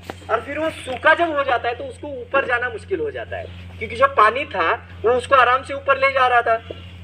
पानी क्या होता है कि अपने जैसा चाहिए वैसा आकार ले लेता है, लेकिन बड के आकार तो बदलेगी नहीं।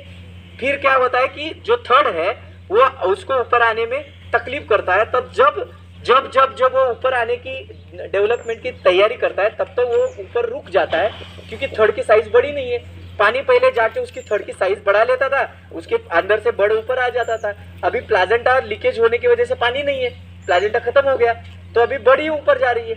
तो उसकी वजह से क्या होता है कि ऊपर आने में तकलीफ होती है। तब जाके नीचे जो उसका स्टेम है, स्टेम की तो ग्रोथ चालू है, दिन बढ़ रहे हैं तो स्टेम ग्रो कर रहा है, तो स्टेम क्या होता है कि फोल्ड कर देता है एक ही जगह पे।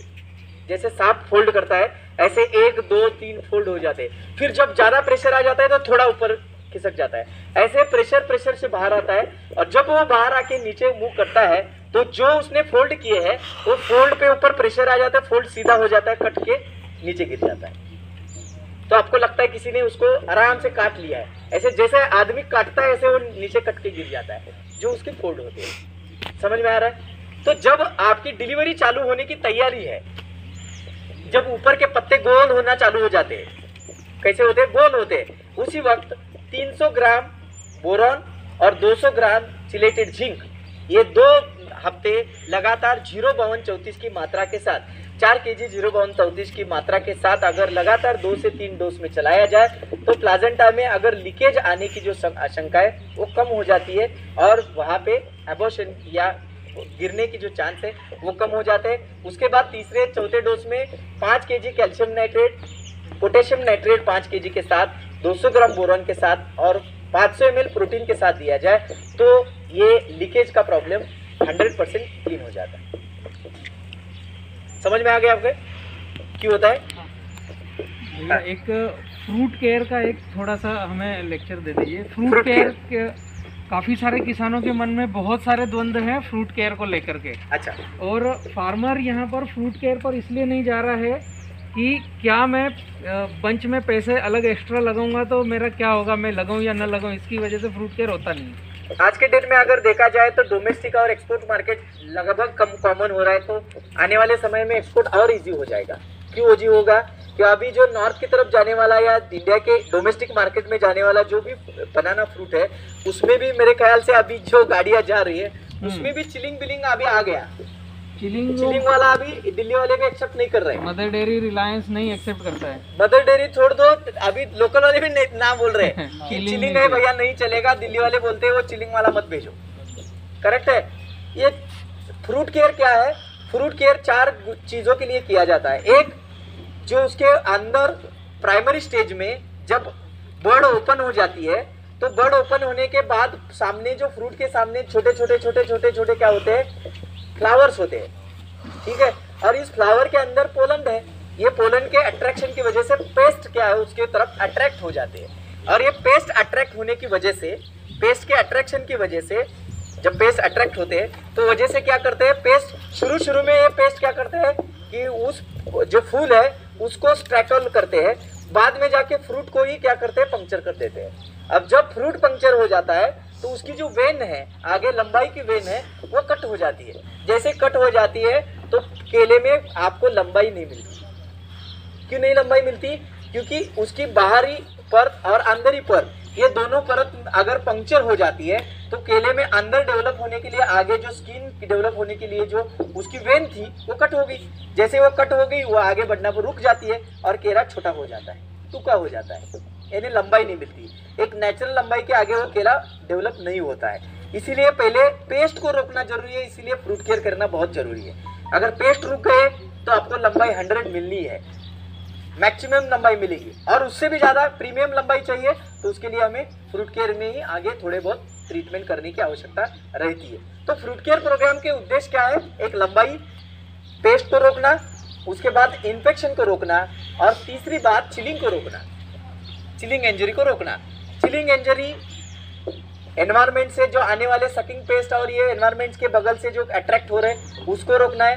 तीसरी बात जो है सबसे बड़ी और महत्वपूर्ण बात जो है वो है कि अगर हमने पेस्ट डिसीज को रोक दिया तो हम किसी भी मार्केट में, दुनिया के या इंडिया के मार्केट में, उसको सही तरह से रिप्रेजेंट कर सकते हैं। इसलिए हमें क्या करना है? फ्रूट केयर प्रोग्राम करना है। अभी आपने जितने भी फ्रूट केयर प्रोग्राम देखे हैं उसमें फूला काटो, आगे वाले फूल काट दो, उसके बाद कुछ लोग बोलते हैं कि बीच में रैपर डाल दो, ये सारी चीज़ें हमने भी शुरू 4 साल की, लेकिन हमारे पास इतने स्किल लेबर नहीं है कि वो समझ जाए कि भाई ये सही है कि गलत है।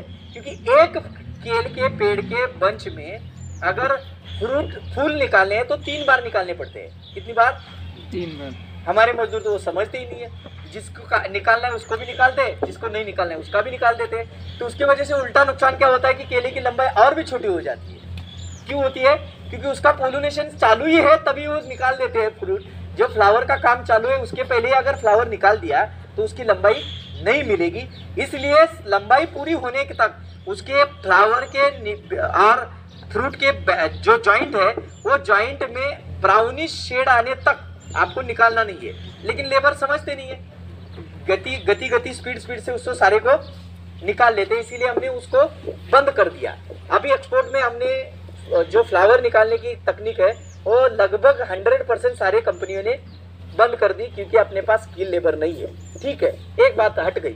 दूसरी बात, अब हम बंच स्प्रे लेते हैं 4 बंच स्प्रे की। पहला बंच स्प्रे कब लेते हैं? जब बर्ड ओपन होना बाकी है, तो उससे पहले हम इंजेक्शन लगाते थे, उसको बोलते हैं BI, बर्ड इंजेक्शन। ये बर्ड इंजेक्शन करना बहुत फायदेमंद है, लेकिन प्रैक्टिकल फार्मर को प्रैक्टिस होने वाली है क्या? कम पॉसिबल नहीं है ये, पॉसिबल नहीं है ना। नहीं कर क्यों पा नहीं रहा है? क्योंकि 1 एकड़ में आज 200 पौधे में बियाना आया, उसको ढूंढने में 3 घंटा लग जाता है। ऊपर देखो, नीचे देखो, आगे देखो, पीछे देखो। ये सर्कस की वजह से जो लेबर है वो ढूंढने में ही 2-2.5 घंटे निकालते, फिर वो बर्ड इंजेक्शन करेंगे कब? तो 1 एकड़ में आपका खर्चा बढ़ जाता है। फिर तो जहाँ पे 10 एकड़ के ऊपर फील्ड है वहाँ पे बर्ड इंजेक्शन प्रैक्टिकली पॉसिबल है। जहाँ 10 एकड़ के नीचे वाली फील्ड है वहाँ पे बर्ड इंजेक्शन प्रैक्टिकली पॉसिबल नहीं है। इसलिए हमें बर्ड इंजेक्शन को भी हमने थोड़ा सा इंडियन मार्केट में हटा दिया। तो बर्ड इंजेक्शन के अगला ऑप्शन में क्या लिया? तो उसके लिए ऑप्शन में हमने बर्ड इंजेक्शन के लिए क्या लिया है? तो बर्ड इंजेक्शन के ऑप्शन में हमने लिया है कि जब बर्ड ओपन हो रही है उससे पहले ही आप उसको ऊपर नीम ऑयल का पेस्टिंग करो। 10,000 ppm नीम ऑयल गुड़ के साथ, जो गुड़ आता है ना घर में, जागरी आती है, इसके जागरी के पानी के साथ मिला के स्प्रे करो तो उसमें चिपक जाएगा और पेस्ट उसकी तरफ अट्रैक्ट नहीं होंगे, वो रिपिलेंट होंगे। तब तक कोई एक भी पेस्ट आपके बर्ड तक नहीं आएगा। नुकसान क्या है? कुछ नहीं। फायदा क्या है कि कोई आपका जो बर्ड इंजेक्शन का खर्चा था वो बच गया। करेक्ट है, और वो बहुत बड़ा खर्चा है। अभी तीसरी बात है कि जब बर्ड ओपन हो रहे हैं तो हमें लंबाई चाहिए भैया, और पेस्ट भी नहीं आने चाहिए। मात्रा कितनी इसकी? नीम तेल नीम ऑयल 10,000 ppm ऑयल की जो है 1 ml पर लीटर से उसकी मात्रा है, और गुड़ जो है पर लीटर पानी में 4 ग्राम गुड़ डालना है। इसमें कुछ दूसरा डालने की आवश्यकता नहीं है। ये क्यों कहा जा रहा है? बर्ड ओपन होने से पहले जब उसने मुंह नीचे किया है वैसे ढूंढ के एक पंप बनाओ और आराम से हफ्ते में 1 दिन खेत में घूमो, जितने भी मुंह नीचे किए हुए जो बर्ड दिख रहे हैं उसके ऊपर ये स्प्रे लगा दो, खत्म। दूसरा, जब बियाना 50% ओपन हो गया है, अभी ये प्रोटेक्शन कितने दिन तक देता है आपको? 12 से 14 दिन तक। 12 से 14 दिन तक उसमें 2 से 3-4 तक पूरे जो बंच है वो ओपन हो जाते हैं। हैंड्स जो है वो उसके पत्ते ऊपर होके वो ओपन हो जाते। उस वक्त आपकी पहली स्प्रे जानी चाहिए। इस पहले स्प्रे में एक पेस्ट कंट्रोल के लिए एक पेस्टिसाइड होना चाहिए। इस पेस्टिसाइड में आप 2 प्रकार के पेस्टिसाइड ले सकते हो। एक कॉन्टैक्ट वाले ले सकते हो, उसमें मिथ्रिन ग्रुप वाले आते हैं, जिसमें हम डेल्टा मिथ्रिन को ही ज़्यादातर रिकमेंड करते हैं, या तो फिर इमिडाक्लोरोपीड को रिकमेंड करते हैं। दोनों में से जो आपके उगाड़ में उपलब्ध होगी। अगर डेल्टा मिथ्रिन यूज़ किया तो 1.5 ml पर लीटर के हिसाब से, अगर इमिडाक्लोरोपीड यूज़ किया तो 1 ml पर लीटर के हिसाब से। दूसरी चीज़, अभी हमें वहाँ पे लंबाई चाहिए, यहाँ से शुरू हो जाती है लंबाई। लंबाई शुरू हो जाती है। लंबाई क्यों आती है और वजन क्यों बढ़ता है बंच स्प्रे से? अगर 4 बंच स्प्रे किया जाए तो हमने देखा कि जिसमें किया और जिसमें नहीं किया उसमें लंबाई में 2.5-3 इंच का फर्क आया, और ये छोटी चीज नहीं है। और ये खाली बंच स्प्रे की वजह से पेड़ के थड़ में, पत्तों में, बॉडी में और कंद में जो स्टोरेज था वो स्विच होके कहाँ पे आया? फ्रूट में आया। तो 3 से 6 केजी का वजन में भी फर्क आया। 1 एकड़ में 3 से 6 केजी पर प्लांट वजन, यानी 1 एकड़ में 1000 पौधों में अगर गिना जाए तो 6 टन का माल बढ़ा। तो 6 टन पूरे साल की अपनी खर्ची है। ये कोई सामान्य बात नहीं है ना। करेक्ट है, क्वालिटी भी प्रीमियम हो गई, वजन भी बढ़ गया।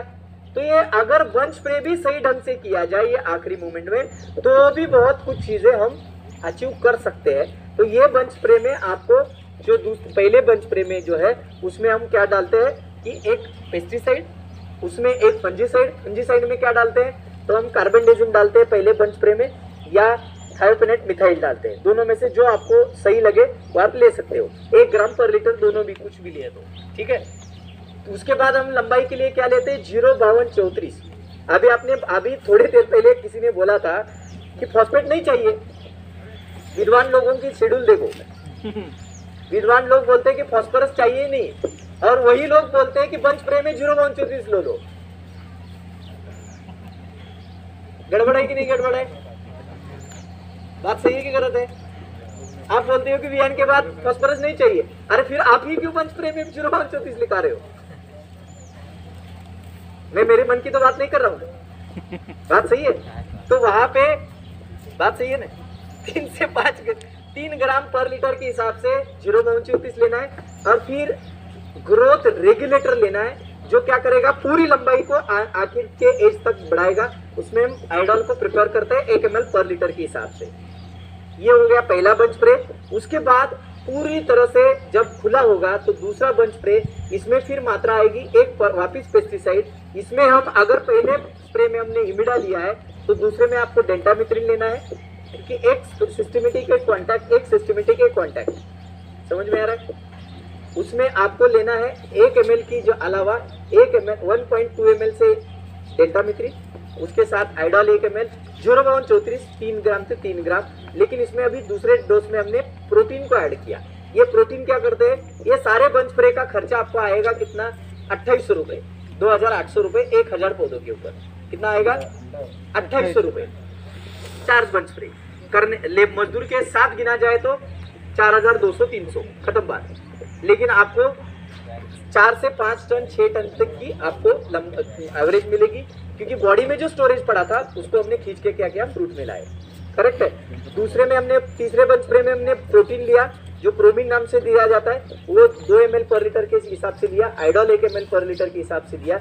इसमें अगर पहले में इमिडा लिया था तो दूसरे में हमने डेंटामिथ्रिन लिया 1 ml, 1.2 ml जरूरत के हिसाब से। अगर बारिश का समय है तो 1.2 ml, ठंडी और गर्मी का है तो 1 ml पर लीटर। और हमने फंजीसाइड को जो है वहाँ पे जो 22 दिन अगर पहले लिया है तो तीसरे में आपको रोको लेना है, थायोफेनेट मिथाइल। करेक्ट। चौथे आखिरी स्प्रे में क्या करना है? 05234 के साथ 050 भी डालना है। 05234 3 के 3 ग्राम रखना है, 0050 वापस 3 ग्राम डालना है। इसमें हमें एड ऑन क्या करना है? अभी पहले में हमने जो लिया था पेस्टिसाइड उसको कंटिन्यू किया, फंजीसाइड को कंटिन्यू किया, लेकिन आखिर में हमने एक चीज को ऐड किया, वो है विटामिन। वो विटामिन जैसे स्पाइनर कॉर्ड, जैसे स्पाइन नाम से मिलती है, तो वो उसको 2 ml पर लीटर के हिसाब से हमने डाल दिया। जिससे क्या हुआ कि पूरे बॉडी में जो स्टार्च था उसका सुक्रोज बनना चालू हो गया। जैसे सुक्रोज बनना चालू होगा वो पत्थर जैसे वजन बनना चालू हो जाएगी। करेक्ट? खत्म हो गया फ्रूट के। इससे कोई पेस्ट नहीं आएगा, दाग धब्बा नहीं आएगा, खूबसूरत बनेंगे। और जो बारिश में और ठंडी में, दो ही वक्त, ठंडी में समझो नवंबर से लेकर फरवरी तक आपकी अगर बियान हो रही है या केला डेवलप हो रहा है तो आपको बैगिंग की जरूरत 100% है। और वहां पे आपको बैगिंग कौन सी डालनी है? तो ब्लू कलर की, डार्क ब्लू कलर की जितनी होगी उतनी आपको लेनी है। और अंदर से पेपर, बाउंड्री की लाइन में अंदर से पेपर, और डार्क ब्लू लाइन जो है पॉलीथीन पेपर, उसमें कम से कम 1% का यूवी अल्ट्रावायलेट प्रोटेक्शन जो होता है वो उसमें डाला हुआ अगर बैग लेंगे तो 4 रुपए 10 पैसे में एक बैग 1.5 मीटर की आपको मिल जाती है। 4 रुपये 10 पैसा एक बैग 1.5 मीटर मिल जाती है। तो ये बैग आप चढ़ाएंगे तो 1 एकड़ में आपका खर्चा 4 रुपये पर प्लांट के हिसाब से मिलेगा। इससे आपको चिलिंग प्रोटेक्शन मिलेगा, 100% चिलिंग कम होगा, करेक्ट। लेकिन खाली बैग डालने से चिलिंग रुकता है ऐसा नहीं है, उसके लिए रूट चालू रहना भी जरूरी है, क्योंकि रूट चालू नहीं रहे, जैसे आपने खाना नहीं खाया तो ठंडी ज्यादा लगती है, बात सही कि गलत है? खाना खाया तो बॉडी से जो आपको एनर्जी मिलती है, ऊर्जा मिलती है, इसीलिए हम क्या करते हैं, जैसे ठंड प्रदेश में घूमने जाते हैं तो फास्ट फूड खाते हैं। क्या खाते हैं? फास्ट फूड, गर्म चीजें और फास्ट फूड। जैसे जितने भी फास्ट फूड है, पतले पदार्थ जो डाइजेस्ट इजी इट हो, डाइजेस्ट जल्दी हो और ऊर्जा जल्दी मिले, ऐसे अगर पदार्थ खाए तो चिलिंग इंजरी कम हो जाती है, बहुत कम हो जाती है। समझ में आ रहा है? और वो चिलिंग इंजरी के लिए रूट चालू होना, खोल फीड भी उसके भी बॉडी में जाना जरूरी है।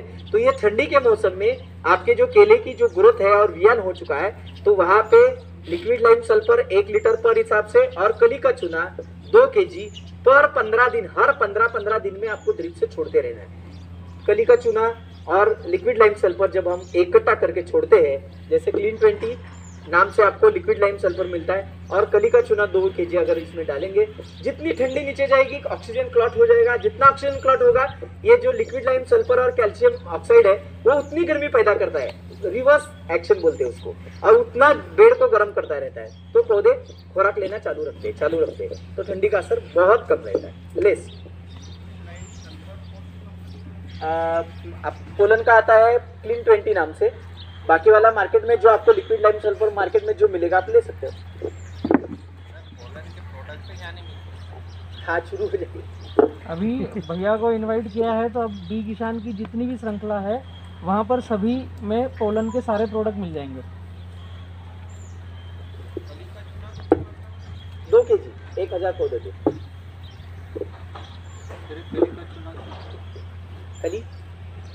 कली का ही चूना लेना है, मिट्टी वाला नहीं लेना है। पत्थर वाला आता है ना, चूने के पत्थर, वो लेना है। भैया एक और मेजर क्वेश्चन था, हाँ। या आपकी सलाह भी लेनी थी, हाँ। कि हम यहाँ पर कुछ ऐसे फार्मर हैं जो आने वाले समय में हम चाहते हैं कि जो एक्सपोर्ट रन हो फरवरी टू मई, इसमें आप यहाँ से कुछ बढ़वानी से शुरुआत करें। और दूसरा, अभी कुछ फार्मरों के यहाँ जैसे फ्लावरिंग आ रही होगी, तो वहाँ पर क्या आपकी गाइडलाइन जो आप दें और हम उसको, उस फ्रूट केयर को आपके लिए आगे बनाएं, और आप यहाँ से रन करेंगे उठाना माल फरवरी मार्च अप्रैल से। अभी देखिए कि हम एक्सपोर्ट या मार्केटिंग या डेवलपमेंट, ये सारी बड़ी बड़ी शब्द जो यूज करते हैं, तो एक चीज़ आपको ध्यान में रहनी है कि दुनिया भर में एक ही चीज़ बिकती है, वो कोई प्रोडक्ट बिकता नहीं है, हर चीज़ का एक समय बिकता है। क्या बिकता है? समय बिकता है। आज कोई भी दुनिया में जाओ, जैसे आप, मैंने ऐसे बात की कि ठंडीले प्रदेश में आप जाते हो घूमने के लिए, तो आप पहाड़ में जाते हो तो वहाँ जाके आपको भूख लगती है या अंदर से कुछ खाने की इच्छा होती है, तो 10 रुपए में मिलने वाली मैगी को आप 50 रुपए में वहाँ जाके खाते हो। सही है? आपको पता है कि 10 रुपए में मिलती है और बच्चों को भी आप मना करते हो खाओ मत, लेकिन आप ही उधर जाके 50 रुपए में खाते हो। ये क्यों खाते हैं? क्योंकि वो समय बिकता है, उस समय की वहाँ की मांग है। इसीलिए दुनिया में कहीं भी बिजनेस करना है तो दुनिया में बेसिक चीज़ है कि प्रोडक्ट नहीं बिकते हैं, समय बिकता है, और समय के साथ उस समय की डिमांड बिकती है। तो वो डिमांड और समय, ये दोनों को मिक्स किया जाए, उसको अध्ययन किया जाए, तो हर चीज़ पॉसिबल है। तो कंपटीशन से हट के आपके एरिया की सबसे बड़ी एक अच्छी बात है कि आपके एरिया का केला जो बड़वानी इस प्रांत से हम जो निकलता है, वो जलगांव खत्म होने के बाद शुरू होता है। ये आपके पास एक बड़ा समय है, आगे पीछे है वो, आगे पीछे है। और ये एक बहुत बड़ी उपलब्धि है कि जब जलगांव खत्म होता है, जो इंडिया का सबसे लार्जेस्ट बड़ा मार्केट माना जाता है, ऐसे जैसे सोलापुर टेम्बुर्नी है, वैसे ही कर्नाटका है, और ऐसे आंध्रा है, फिर गुजरात भी है। लेकिन ये सारे लोग क्या करते हैं, जून से जुलाई आखिर तक ही पौधे लगाते हैं, और उसको उनका जो माल है वो मई के आखिर तक उनका माल बहुत बड़े तादाद में खत्म होने की तैयारी में होता है। जून के 15-20 तारीख के बाद तो पूरा खत्म हो जाता है। इसके बाद आपके एरिया के माल चालू होते हैं, लेकिन प्रॉब्लम यही है कि जो क्वालिटी बेस लेवल पे चाहिए वो नहीं मिलती। उसकी वजह से यहाँ लोग आते हैं, हमारे जैसे बहुत सारे लोग इधर आए, थोड़े समय के लिए सर्वाइव हुए, क्वालिटी नहीं मिली तो भाग गए, कम समय के लिए रुकते हैं। करेक्ट है। इसको अगर हर साल के रूटीन में लाना है या प्रैक्टिकल चीज में उसको कंटिन्यू बढ़ाना है, तो इसको क्या किया जा सकता है जो बेस्ट अपने ऑप्शन में है। और वो बेस्ट ऑप्शन क्या है अपने लिए, तो है कि उस समय को हम टैग करेंगे। जैसे आंध्र प्रदेश ने एक अपने समय को टैग किया है, नवंबर से फरवरी। पूरे इंडिया में वही सब व्यापारी बड़े होते हैं, और कोई उसके इंडिया में कोई दूसरा व्यापारी इधर उधर घूमेगा नहीं। डोमेस्टिक वाले या छोटे कैरेट वाले भागेंगे इधर उधर, लेकिन सारे जो बड़े प्लेयर्स हैं, बड़े जो व्यापारी हैं, वो कहाँ भागते हैं, आंध्रा भागते हैं। ये क्यों हुआ, पिछले 6 साल पहले टैगलाइन लग गई कि बिना ठंडी का केला, क्योंकि जैसे ठंडी ऊपर से नीचे आती है, बारिश लेके हवा जो है समंदर से उठ के बादल को लेके हिमाचल तक जाती है, और हिमाचल तक बारिश डालते डालते खत्म हो जाती है। वही हवा हिमाचल से आते वक्त ठंडी लेके ठंडी के मौसम में नीचे आती है, तो ऊपर नॉर्थ की तरफ ठंडी ज़्यादा आती है, नीचे नीचे आते होते ठंडी कम होते नीचे जाती है। लेकिन ये गड़बड़ हो जाती है कि वो ठंडी का जो हवा है वो अरबी समुद्र में नीचे गोवा की तरफ नीचे लेकर चला जाता है, बम्बई से नीचे चला जाता है, वो इस तरफ केरला की तरफ नहीं जाता है। ये उनके लिए एक बड़ी उपलब्धि है। इसीलिए आंध्रा के यानी कर्नाटक बाउंड्री से नीचे कभी ठंडी, उनको पता ही नहीं कि ठंडी क्या होती है। जो आपको लुंगी वाले लोग दिखते हैं ना, वो लोग, उनको पूछा कि ठंडी, उनको पता नहीं पैटर्न।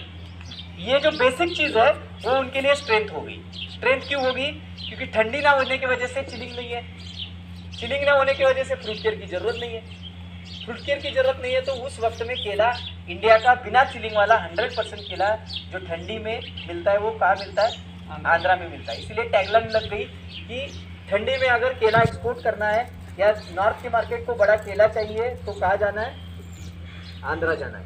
तो ये एक समय भी गया, अभी समय वो आप वापस तो आएगा नहीं, जब तक आंध्रा बिगड़ेगा नहीं तो व्यापारी रुकेंगे नहीं, क्योंकि व्यापारी ने तो अपने ऑफिस से खोल दी वहाँ जाके।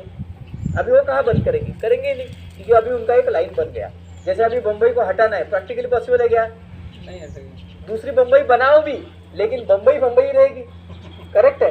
तो ऐसे वो मार्केट बन जाते हैं। तो ऐसा अगर इधर मार्केट बनाना है तो बी किसान ने एक पहल की है पूरे इंडिया में, उनके सपोर्ट में अगर हम आगे बढ़ते हैं तो हमने उनको प्रॉमिस किया है कि भाई एक समय देंगे, वो समय के लिए 200 कंटेनर हम आपके ओर से उठाएंगे, ये हमारी जिम्मेदारी है, बराबर। वो समय में आपको जो प्रैक्टिकल चीज़ है इस साल से ही शुरुआत करनी है। इस साल हम 100-150 कंटेनर उठाएंगे, 100।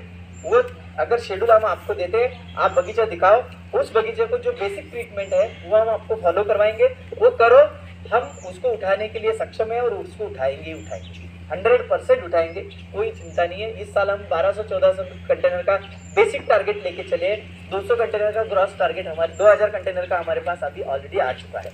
तो 150-200 कंटेनर कोई बड़ी चीज़ नहीं है, हम करेंगे जरूर।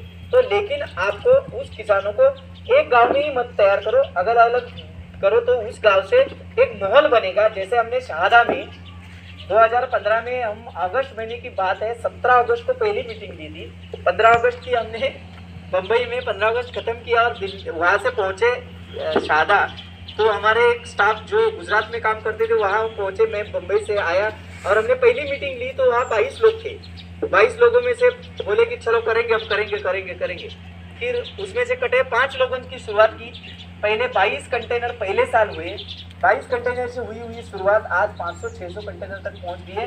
और वहाँ पे कितने एक्सपोर्टर आ गए कि अभी वहाँ का माहौल ऐसा हो गया है कि पूरे मार्केट में जो शहादा, जैसे बलराम भाई ने बोला कि रावेर मार्केट -3 रुपये चल रहा था, अभी वो रावेर मार्केट +2 रुपये चलता है, 1 रुपये चलता है।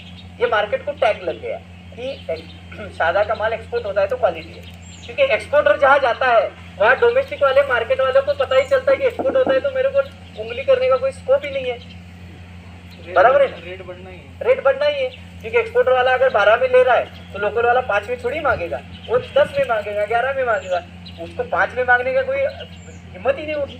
और ये चीज़ वहाँ पे हो गई है कि जनरल मार्केट के रेट भी बढ़ गए और उसके वजह से अभी उन्होंने कॉटन बंद ही कर दिया है। 100% अभी केले पे चले गए, 100%। कोई कॉटन लगाता ही नहीं, बहुत कम लोग कॉटन पे। अभी तो वहाँ लोगों ने अपनी खेती छोड़ दी यानी कर ही रहे। साथ ही साथ आदिवासी लोगों को भी 10-10, 20-20, 50-50 बीघा लेके उसमें भी अभी केला लगा रहे हैं। ये क्यों हुआ? क्योंकि वहाँ मार्केट बन गया, अभी लोगों की ऑफिसें खुल रही है, वहाँ पे भी एक्सपोर्ट की ऑफिसें खुल रही है। तो ये एक बहुत बड़ी डेवलपमेंट मानी जाती है, तो ये हो सकता है। तो आपको वही करना है कि 150 एकड़ तक, जो भी 150 कंटेनर के लिए कम से कम 200 एकड़ चाहिए, तो 200 एकड़ जो अभी बियान की तैयारी में है, ऐसे प्लांट को गिनवाई, उनको यहाँ से आगे तक हम पूरी ट्रीट करेंगे और उसको हार्वेस्ट करेंगे। एक दफ़ा शुरू हो गया तो आगे आगे बगल का जो एरिया है वहाँ पे माहौल बदलेगा और फिर व्यापारी आना चालू ही कर देंगे। जैसे टमाटर में आपने बतलाया था, शुरुआत हुई थी 5-6 साल ही हो गए ना, कितना था आपके एरिया में? कम, टमाटर लगता ही नहीं था, लगता ही नहीं था। अभी ट्राले बढ़ते हैं यहाँ से, तो व्यापारी सब आकर रुके हैं यहाँ पर। रुके हैं, ये हो गया ना, क्योंकि शुरुआत हुई ना जी। और कोई सवाल? बातें तो दिन भर चलती रहेगी। विजिट पर भी इनको जाना है, ठीक है, मोटी चीज़ें दूंगा। जी धन्यवाद, आपने बहुत बड़ा समय दिया, बहुत बहुत समय। किसानों को मुझे लग रहा है कि यहाँ पर भी गुड़गुड़ हो रहा होगा और धूप भी लग रही है, हमें प्लाट विजिट भी करना है जिसको आप देखने आए हैं। मोटी मोटी बात है कि भैया ने कुछ कुछ पॉइंट को टच किया है, हमने पूरा केला का समरी लिया नहीं अभी। भैया 2 दिन अभी रुकेंगे यहाँ पर। ऑलरेडी मैं पूरे नर्मदा बेल्ट में बड़वानी से लेकर शनावद और कुक्षी से लेकर बड़वा तक एक पोलन का और धरती का पूरा सेटअप हम इस्टेब्लिश कर रहे हैं। तो कुछ 10 लोगों का स्टाफ भी है जिनको भैया अगले 2 दिन के लिए फिजिकल ट्रेनिंग देंगे, जो यहीं मेरे साथ हैं बड़वानी में।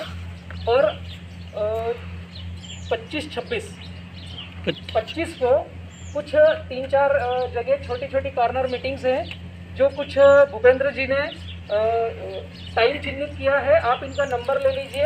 वहाँ पर भैया का 25 तारीख को सुबह एक जगह रहेगा, दोपहर एक जगह रहेगा और शाम को एक जगह रहेगा। ऐसे 3 जगह पर भैया का एक लेक्चर रखेंगे, जो केला किसान फाइनली अटैच हो रहे हैं अगले फरवरी-मार्च में एक्सपोर्ट के साथ में जाने के लिए। एक चीज़ मैं बतला दूँ, भैया का केवल केले में ही काम है ऐसा नहीं है, ऑल क्रॉप्स पर गाइडलाइंस है। केला, गन्ना, पपीता, नींबू, अदरक, मिर्च, टमाटर सभी पर ये गाइडलाइंस देते हैं। इसीलिए 10 लड़कों की टीम यहाँ खड़ी कर रहे हैं। आप हैं भूपेंद्र सोनी जी, जो मध्य प्रदेश टेरिटरी देख रहे हैं। 25 तारीख को नर्मदा बेल्ट पर है और 26 तारीख को बुरहानपुर टेरिटरी में है, नावरा, खतनार, बुरहानपुर में एक दिन वहाँ दिया है। तो भूपेंद्र जी से आप संपर्क करके समय और जगह ले सकते हैं। 97548 भूपेंद्र जी का नंबर है, 975483822। ये मध्य प्रदेश के लिए बनाना आपको अच्छी क्वालिटी का पकाना है। इसमें कोई ज़रूरी नहीं है कि आपने रेवा का प्लांट लिया है क्या। यहाँ पर आप रेवा के प्रांगण में बैठे हो, इसका ये मतलब नहीं है कि मैंने अगर रेवा नहीं लगाया है तो मैं भूपेंद्र जी को इनवाइट करूँ या बलराम भैया को बुलाऊँ या न बुलाऊँ। कुछ चिंता मत करो, आप जहाँ हो, जिस अवस्था में हो, अगर आपको स्वस्थ हेल्दी फल पैदा करना है, आप चाहो तो एक्सपोर्ट कीजिएगा। अगर ये हमें ज़्यादा रेट देंगे, मैं पीठ पीछे नहीं बोलूँगा, सामने ही बोलूँगा, अगर ये ज़्यादा रेट देंगे तो हम भैया को एक्सपोर्ट करेंगे।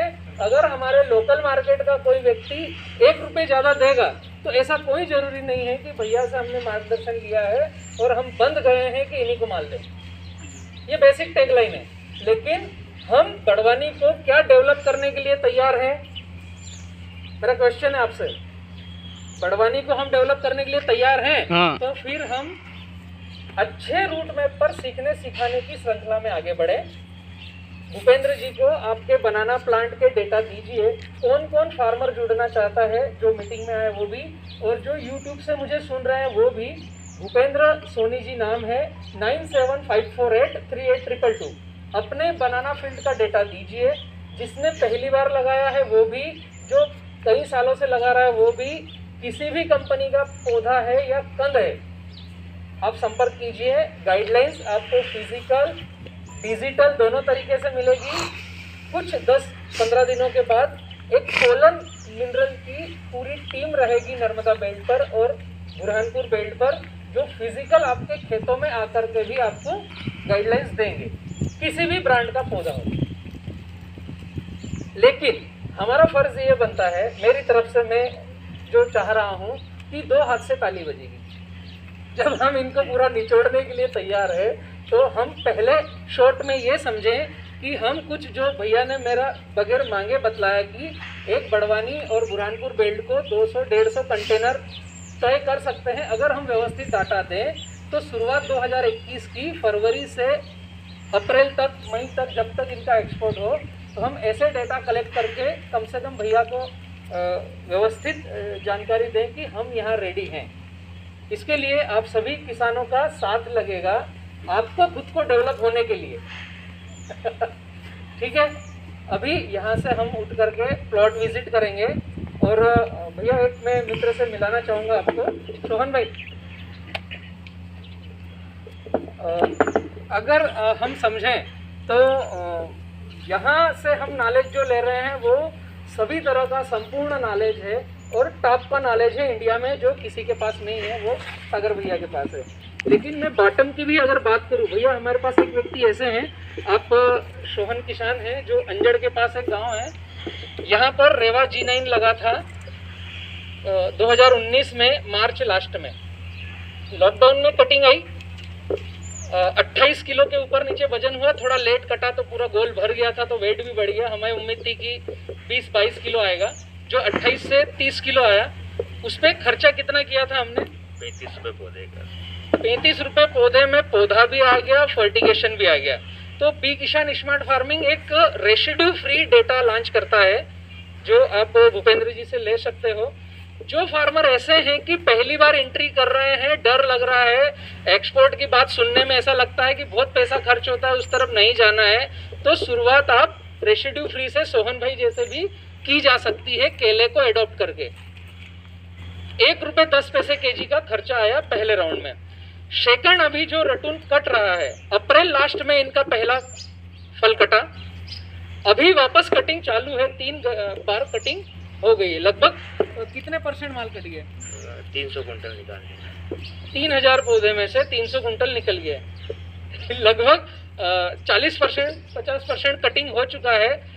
आप अगर कैलकुलेशन करोगे कि अप्रैल में माल कटा 2020 में, तो मई, जून, जुलाई, अगस्त, सितंबर, अक्टूबर 6 महीने हुए हैं, और अक्टूबर में पहली गाड़ी कटी थी और वापस अभी कट रहा है, ये नवंबर है। 6 से 6.5 महीने में रिपीट कटिंग है, और थर्ड रख लिया है, जिसका साइज अभी मेरे से आगे है। मतलब मैं ये कहना चाह रहा हूँ, अभी जो यहाँ से उठ करके आप भैया का प्लॉट विजिट करेंगे, तो इन्होंने क्या किया है कि पहले किसान पाठशाला को देखा, भैया आप बैठिए, किसान पाठशाला को देखा, सुना, समझा, किसान पाठशाला के प्लॉट विजिट किए।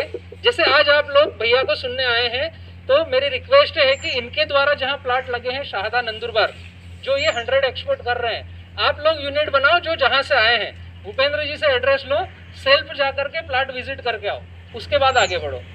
जिन्होंने प्लॉट विजिट किए, देखा, समझा, उसके बाद इन्होंने समर्पण दिया। ऐसे रुक रुक के आने की जरूरत नहीं है, आप जो कर रहे हो वही करो। रुक के आकर के जुड़ो भी मत कि भैया ने बोला 10 चीजें बोली है, 3 यूज करी है, 7 हमारे मन से कर रहे हैं।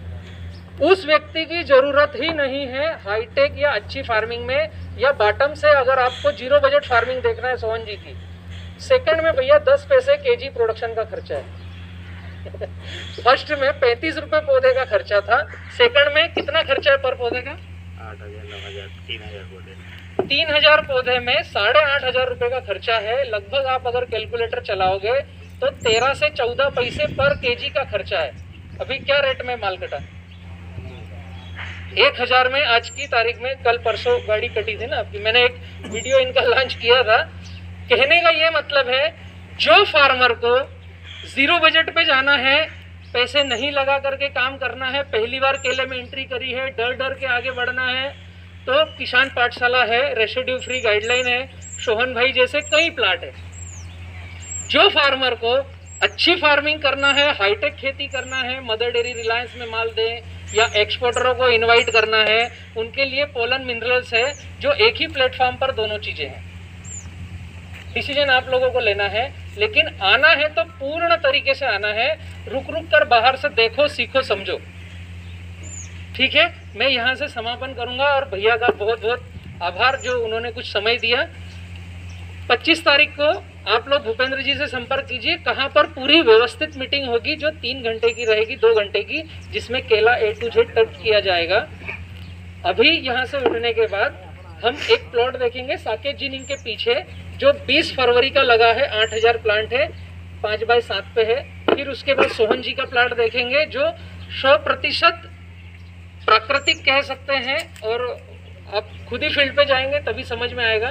जो हमने एक प्रोटोकॉल लॉन्च किया है 70-30 फार्मिंग, 70% पौधे के लिए जमीन रखना है और 30% हम किसानों के लिए खेत में अंदर बाहर जा करके काम करने की जगह रहे।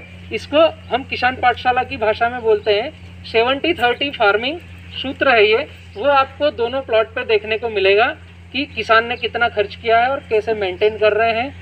उसमें से अभी जो 8000 पौधे का प्लॉट है वो आपके साथ जनवरी में रन भी होगा। कोशिश ये है कि मैक्सिमम अच्छी जगह प्रीमियम रेट में भी वो माल कटे। साकेत जिनिंग के पीछे ही वो प्लॉट है। थैंक यू आप सभी का आने के लिए, और हम विजिट पर अभी निकलेंगे, ठीक है। आपके पास जो ये पेपर्स हैं ये आप दे दीजिए और फिर अपन विजिट पे चलते हैं। इनके नीचे की 2 लाइनें हैं, एक सुझाव और एक अगली पाठशाला लेना है कि नहीं, तो ये आपको भर के देना है।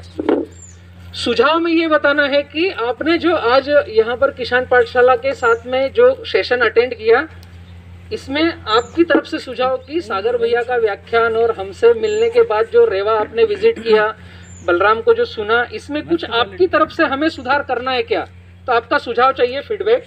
नीचे लास्ट की लाइन में अगली पाठशाला और आप अटेंड करना चाहते हैं तो कौन से विषय पर, वो आप नाम लिख दीजिए, और पाठशाला अटेंड करना है तो हाँ लिख दीजिए। और ये पेपर आप यहाँ पर टेबल पे जमा कर दीजिए और हम निकलते हैं फिर विजिट पर। Thank you.